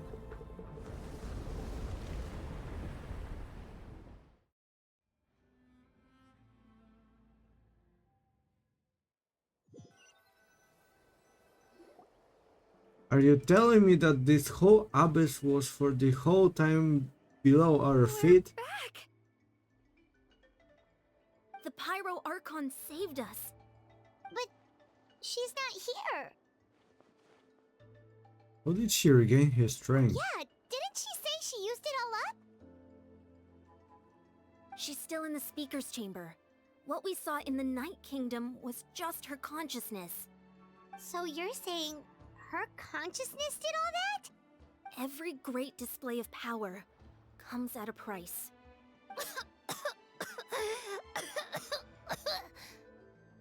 You must feel terrible, Kachina.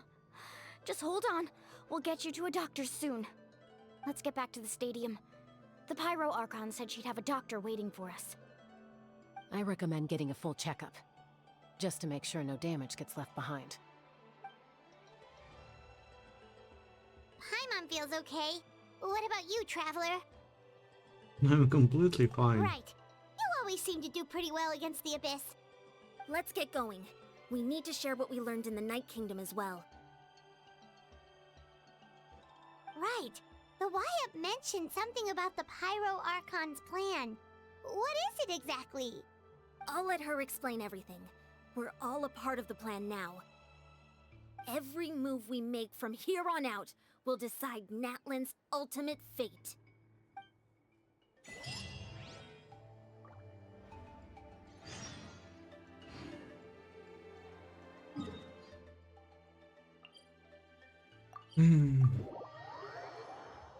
Now imagine falling over.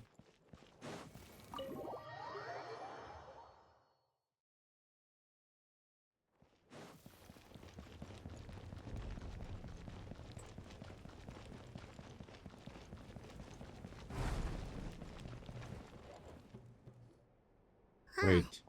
There's Everything a is lot gone, less stuff what? here than before. It's good to see you all here in one piece. I know you must have a lot of questions, but let Koichi check you over first. It's best not to let any lingering effects of the Abyss go untreated. Thank goodness you made it back. I came here as soon as the Pyro Archon told me about your plan. Take a seat, everybody. I'll examine you one by one.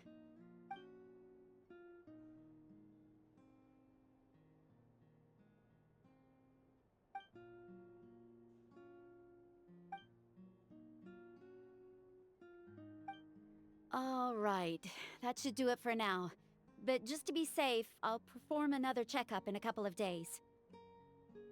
I have to say, though, I've never seen anyone react to the Abyss like you, Traveler. It's like you're completely immune to its power. He always has been special like that. He can even purify its power. Wait, now that you mention it, Paimon doesn't think she's affected either. We don't know why though. Given the current situation, that ability will likely play a great role in the events to come. Of course. I still have patients to see, so I'll head out. Thank you, Koichi. All right, all right. We might not see eye to eye, but we both had good intentions. Just give it time. I'm sure we'll figure things out between us one day. Yeah.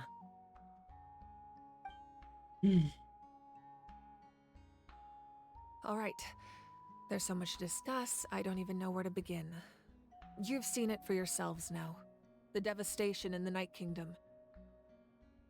I'll get straight to the point. Natlan is on the verge of destruction. It's very possible our nation has less than a year before total devastation. Huh? No. That can't be true, can it? Less than a year. That's right. But I've only ever disclosed that fact to the handful of people working with me to save this nation. Our looming destruction is not a recent development, but the inevitable conclusion of the disaster the Abyss initiated 500 years ago.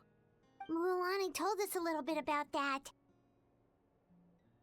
500 years ago, all the nations of Teyvat were invaded by the Abyss. Unlike the other nations, Natlan never had stable and deep-rooted ley lines, so we suffered the worst of the invasion. The battle against the Abyss was exceedingly long and brutal. In the end, victory came at the cost of our civilization and countless lives.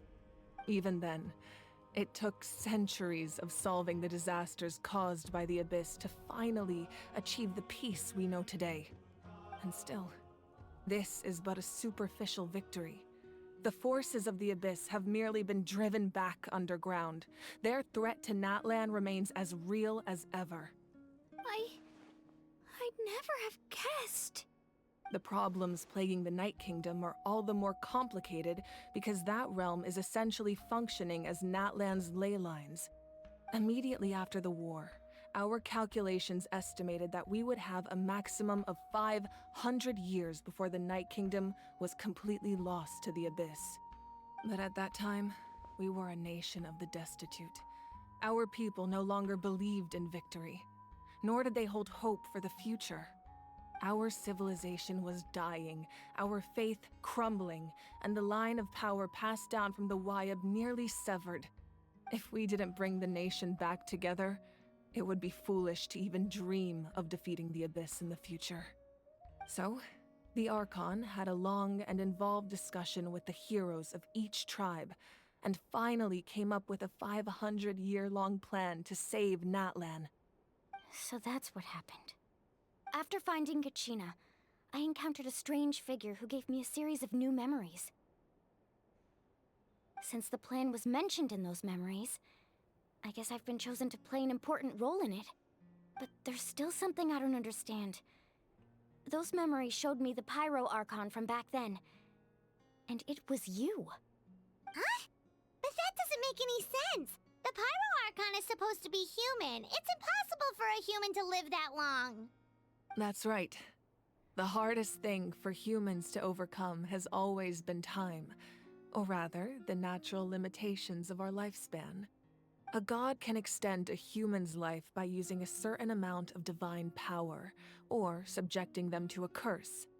But, as we all know, Natlan doesn't have gods like that. We can only rely on our own methods. A human life is like a flame destined to be extinguished. 500 years ago, I placed my life within the sacred flame. Only by dying before my time could I have the chance to wake up again. So, in other words, this is your second life? That was all part of the plan? Yes. We only managed to defeat the Abyss all those years ago because the tribes came together as one. If the Natlan of the future was to have a fighting chance, the Pyro Archons that came after the war had to rebuild the decimated tribes. The goal was to reunite the people and restore the strength of each tribe's Wayab. Once a tribe was back to its full strength, the tribe's Wayab would select a hero, indicating the tribe was once again ready for war. The Chosen would then stand by my side in defense of our nation, just like great heroes of old 500 years ago. So that means I'm one of the Chosen? That's right. You bear the ancient name Umoja, the same one held by the hero from your tribe 500 years ago. It means unity. After your adventure in the Night Kingdom, I trust you've come to fully understand the meaning of that name. So in other words, you always knew who the Wayab were going to pick from each tribe? Yes. According to the plan, each tribe was supposed to have been fully restored by the time I awoke. But something went wrong along the way. The 6 heroes successfully inherited the ancient names from 500 years ago, but the intel regarding the plan wasn't passed on to them. Once again, it comes down to the deterioration of the Night Kingdom. Communication between the Sacred Flame and the Wayab has been blocked. Just like how the Ode of Resurrection failed to bring Kachina back. Exactly. It's just another tactic the Abyss is using against us. The Abyss may not possess intelligence, but its methods certainly aren't easy to counter. If we want to unblock that information from being passed on, my presence alone isn't enough. The ancient name-bearer must establish a greater connection to their name. So, I've tried my best to help them from the sidelines. Currently, Shilonin of the Children of Echoes, Kinich of the Scions of the Canopy, and Iansan of the Collective of Plenty have all been acknowledged by their names. During your adventure, you too earned the acknowledgement of your Wayab, Mualani. In the process, you gained the memories stored within your name. That leaves 2 people left. But we have less than a year! Yes, but we have no choice. We cannot start the plan until all the heroes have been gathered. That's also why I haven't been able to take action despite the urgency of the situation. But if you knew this whole time, why didn't you just tell me about my role in all this? Wouldn't that make everything go a lot faster? Perhaps, but the opposite could also be true. Knowing your destiny too early could mean failing to realize your full potential. Just like your determination to save Kachina, I hope your commitment to this endeavor comes from your own strength of will, rather than a sense of obligation. So I suppose you're not going to tell us who the final 2 heroes are then? That's right. Their time is yet to come. Putting pressure on them beforehand will only hinder their development. But what if they don't make it in time? I can only trust in the judgment of the Wyab. I have never believed I could solve this crisis alone. In fact, it was precisely because I chose to trust and rely on others that we managed to get this far. Natlan's salvation lies not in its Archon or any singular individual, but in us all. Does that mean you... You're quite perceptive, aren't you? I thought I might get away with avoiding the topic. Huh? Oh, right! All the stuff you stored here before, where did it all go? Even though I sacrificed my power, I still needed a contingency plan to ensure you would make it back from the Night Kingdom. After all, I was the one who allowed you to take that risk, and Mualani has an important role to play in my plan.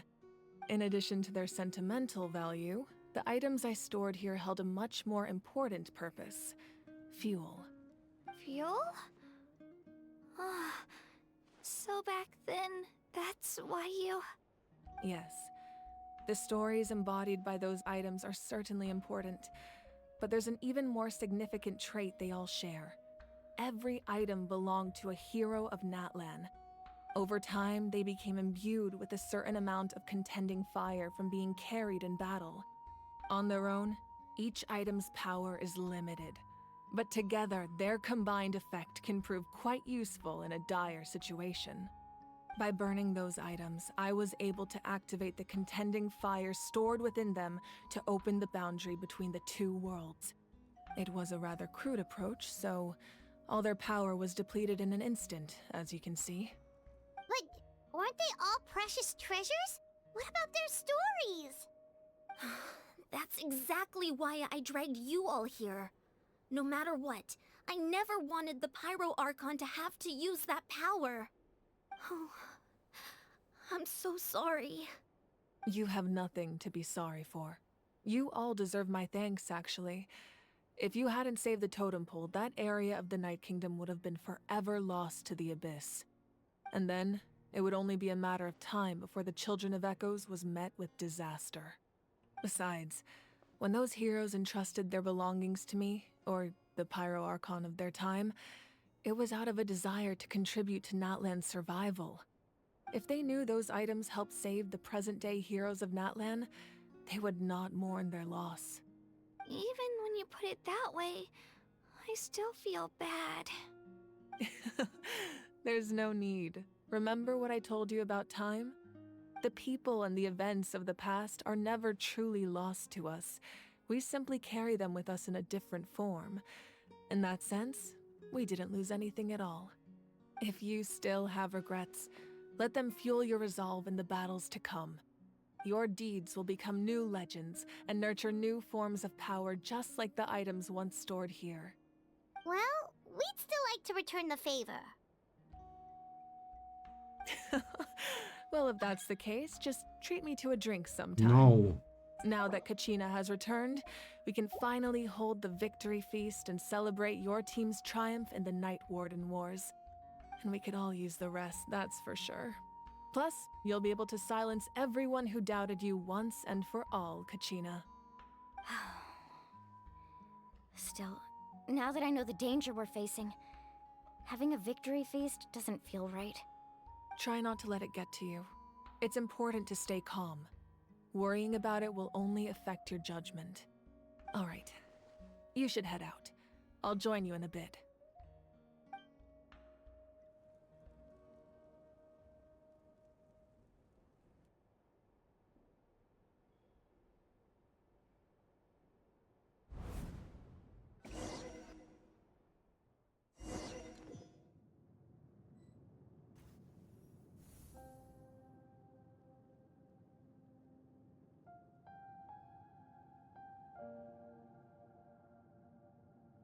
What is this place?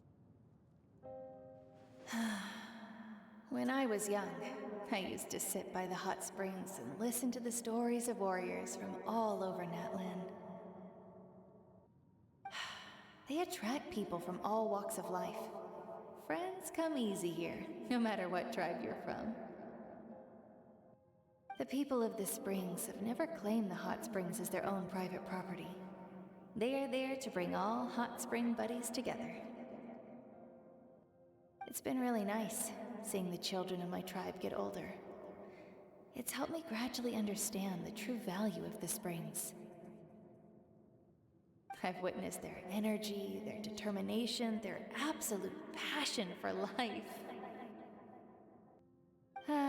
Even when they cause trouble, I never managed to hold on to my anger for long.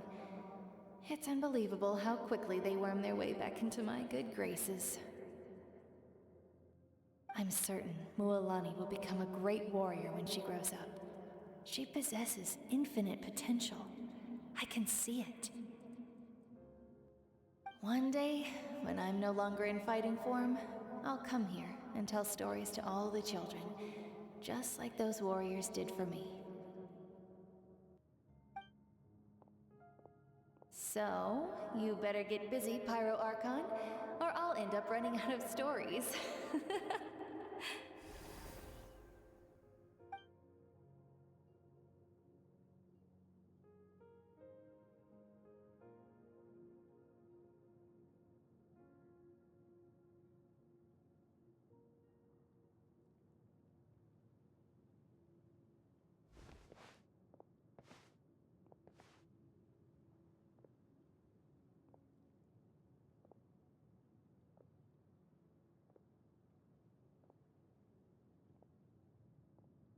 Our nation is engulfed in darkness. Our tribes stand divided, and yet you promise victory in the distant future. The Abyss is a cunning enemy, one that I faced in battle many times. Were that not the case, I would never understand exercising this degree of caution. My rage will never know absolution, and my power will no longer aid you in victory. But you came to me because you knew you could convince me with just a single sentence. I understand your choice. The heroes of today will forge the path ahead with blood and fire. Just remember to earn us the victory we are owed. Otherwise, rest assured, I'll find a way to collect the debt. For Natlan.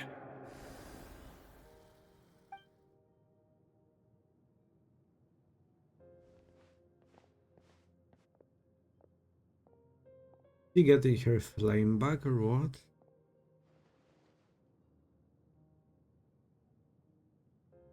So, you're gonna head 500 years in the future to serve as the Pyro Archon again? But what about the you from right now? You're just gonna die? You can't ask her those questions and expect her to answer, my dear. The decision is hers to make, and she deserves our support. We will do everything we can to rebuild the tribes. Don't you worry. Even across time, we will all do our part to fight for Natlan's future. Yeah, Mom's right. We'll always believe in you, sis. Oh, seriously though, Dad should be here. Where is he? I imagine he didn't know what to say, so he chose not to come at all. Don't take it to heart, my dear. That's just who he is. Just remember, no matter what happens in the future, we will always love you.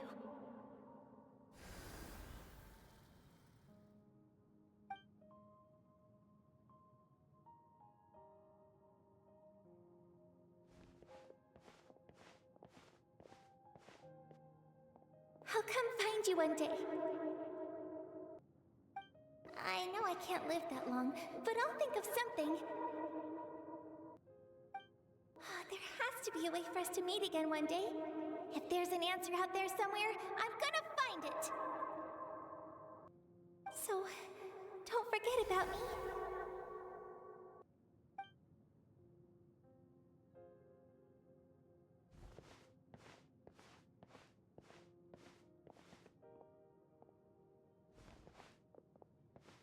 If that's your decision, then you have my full support, Archon. May our children live to see such a lovely son. For Natlan! No one fights alone.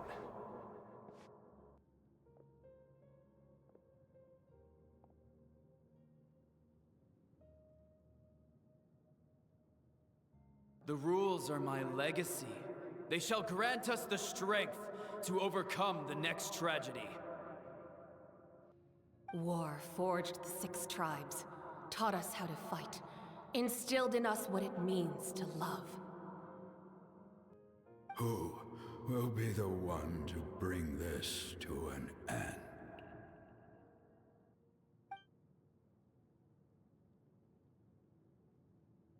We are the inheritors of memory and legend. Those who grew alongside sun and wind. Those who forged our own destiny and future. That is Natlan's fire. The lifeblood of our nation.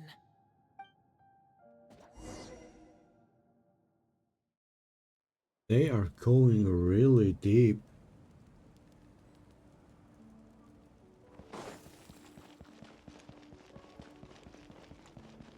Also, I feel like we're almost done with the story here. Where do you want me to go?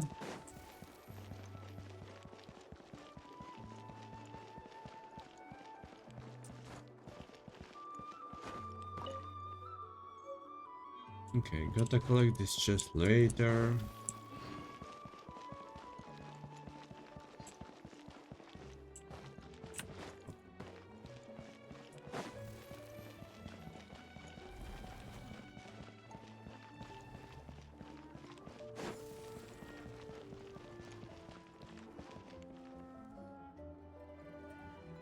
Hey, Koichi! You here for the victory feast too?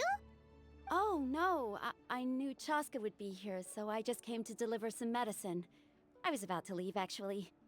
No, it's not that I don't want to celebrate Kachina and the others. I'm so glad she made it back. It's just... well, I'll make things awkward if I'm around my sister right now. Ah, well, you two had a fight, so Paimon can understand. She didn't cause any trouble during your trip, right? Of course not. Yeah, she was super helpful. She gave us a lot of useful information about the Abyss. That's good. That's all I needed to know. Is there a reason you asked? You were pretty outspoken when we first met, but now it's like you're holding something back. You can tell us anything. Maybe it seemed unreasonable, picking that fight with her before you left, but I did it for a reason. Her impulse to fight is extremely strong. Her mental strength helps her rein it in, but she still loses control sometimes. I had no idea what you might face in the Night Kingdom, so I didn't want to take any chances. So what you're saying is... You deliberately provoked her so she'd take that impulse out on you. Okay, so maybe it sounds a little stupid, but it works pretty well. It helps her keep her cool for a little while, at least. Anyway, I'm just glad you were able to make it back safe and sound. That's all I wanted. That's clever of her. Wait, do you really have to go that far? Can't you just talk it out? No way. Chaska never opens up about her own pain, especially to her family. She can't learn about this, or it'll be even harder to help her. I respect your decision. I appreciate the understanding, and don't worry. I'll find a way to help her ease this burden. Anyway, I need to get going. Enjoy the celebration. Oh, and if you ever need a doctor, you know who to find. Dr. House. Huh. Who would have thought there was a deeper reason behind their arguing? They're trying to look out of each other in their own In the way. end, it's all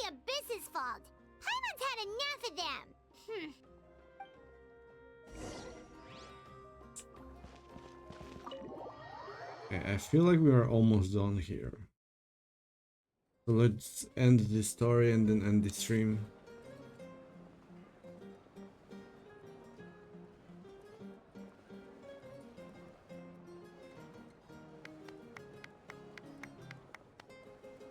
Let's give a huge round of applause to our brave young warrior, Kachina! Woohoo! Well done, Kachina. Thank you, everyone. I'm so glad I finally made it. I always knew you could do it. With so much potential at your age, you have a great future ahead of you. You're one to talk. Don't think I didn't know you were the first person to abandon your team. I'll be dealing with you when we get back. I had no choice. My friend invited me. I couldn't just say no. Oh, really? So you weren't just trying to get ahead in the first round? I wasn't, I swear. I just happened to find that bearer injured in the wild, so I stopped to bandage his wounds.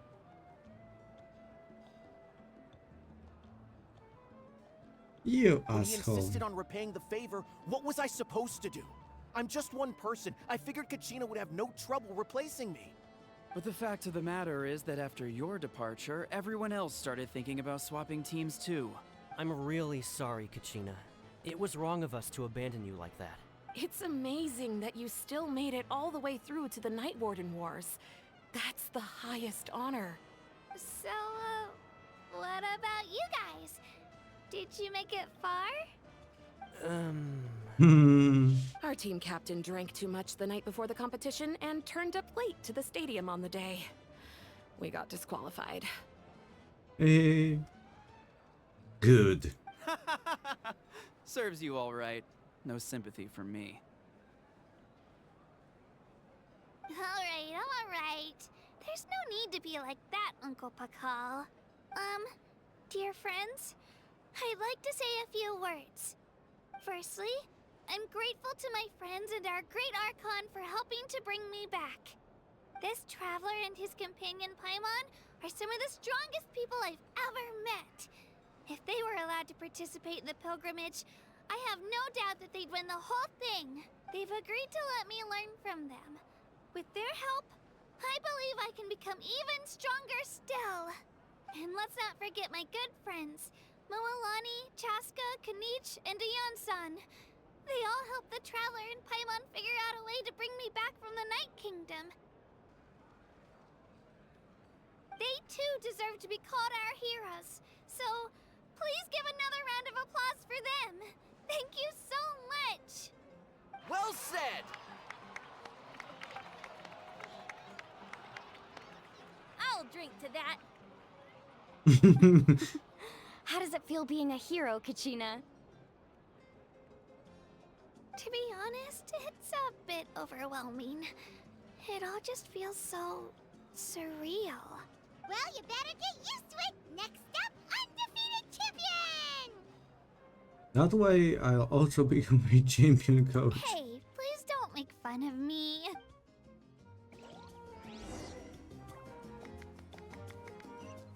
Where is she? Ah, you're here. Have some fruit juice. I got it specially for you two. How did you know? That's Paimon's favorite! You look like you've still got questions. Ask away. Isn't your plan a little convoluted? Because they had their own lives to live. The thought of telling them, abandon your families and everyone you love, and come with me to the end of time, for in 500 years Natlan will be destroyed, it seemed too cruel. You could just as easily point out that everything in this world would come to an end eventually. But life is short, and beyond a point, it just doesn't seem real. Imagine if I said, let's leave right now, and go save the sun because it'll flame out in a few million years. It would sound quite ridiculous. I couldn't make them shoulder that burden with me. Besides, every generation will have its heroes, this one included. The plan could still work without them. Or, of course, without me. But since I was the one who came up with the plan, I felt duty-bound to see it through to the end. I'm suddenly remembering that portrait in your room. Was that your family from back then? Yes, it was. So when you asked me who my sister grew up to be, the truth is that very little information survives. From what I've been able to piece together, I can conclude with a reasonable degree of confidence that she ended up as an architect and artist. She played an instrumental role in rebuilding the scions of the Canopy tribe, designing and building many houses. But of course, none of her buildings are around anymore. Still, it was an impressive achievement, and I'm very proud of her. Oh, that's the life you had to leave behind. You feel loss keenly. It seems to stir up feelings of regret in you. But this is something I have long since come to terms with. This is a war, and there can be no war without loss. I am already far more fortunate than those who lost their lives to the Abyss. The people of Natlan look to me as their Archon, and the weight of their expectations is mine to bear. I must see our fate through to the very end, no matter what I may find there. That's actually what I wanted to ask, if you're already aware of fate. Yeah, doesn't that mean the way everything ends has already been written, including your plan? I suppose, but so what? Don't forget, time takes many forms. The past, present, and future coexist, and all are equally important. Even if the future ends in destruction, there's still no reason to give up on the here and now. And it's precisely because we humans cannot know our fate that we will never give up on our struggle. This is a pivotal moment. We are still 2 heroes short. Well, 3 to be precise. There's one further hero who I'm hoping to get on my side, whatever it takes. Surely you don't mean Your me. resistance to the corrupting power of the Abyss is truly remarkable. It would easily make you an all-important figure in the upcoming battle. If you agree to join us, you will not only gain my full support in your journey, but I will also forge a brand new ancient name for you. Ancient names can be forged? They can. Several strict conditions must be met, but if they couldn't be forged at all, then the number of them in circulation would have long dwindled to 0. Possessing an ancient name would mean that your adventures in Natlan are recorded in full. Your stories would be remembered by our people for all the years to come. The Ode of Resurrection may have temporarily lost its power, but still, take this as my personal guarantee that I shall never let you fall. Just like in the Night Kingdom, I will be there for you. That is a promise I will fulfill at all costs. This nation always honors its heroes. You don't have to promise me anything. Yeah, we can't just ignore the situation here. Wonderful. Then I'll reach out to Shilonen right away. She's the one who will forge the name. We've never forged an ancient name for an Outlander before, but I trust she'll find a way.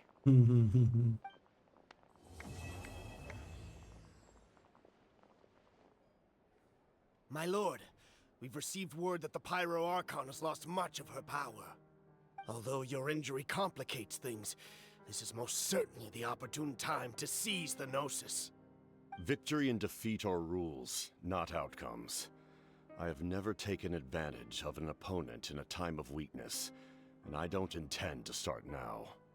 As for you, I must confess, I did not expect that little trick of yours to save the day. No matter how dense the fog, as long as the sun remains, we cannot turn day into night. She could have dispelled it. She simply chose not to. You don't have much time, and you're injured on top of that. What do you plan to do next? I'm beginning to see just how useful you may turn out to be. You heard something from here, didn't you?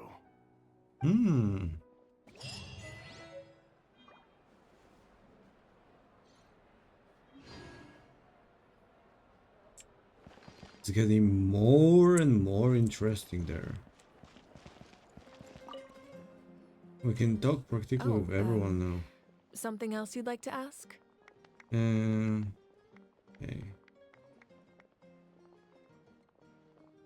About the absence of people from Natlan in other nations. That's interesting. That's That actually. also comes down to the long-standing effects of the Abyss. Our people's survival is inextricably tied to the Wyab, but their power has its limits. They cannot offer our people the same degree of protection outside our borders. In fact, people who do decide to leave often suffer from memory loss and emotional issues. Oh, Everyone in that's Natlan actually understands awful. this. That's why our people never leave without a good cause.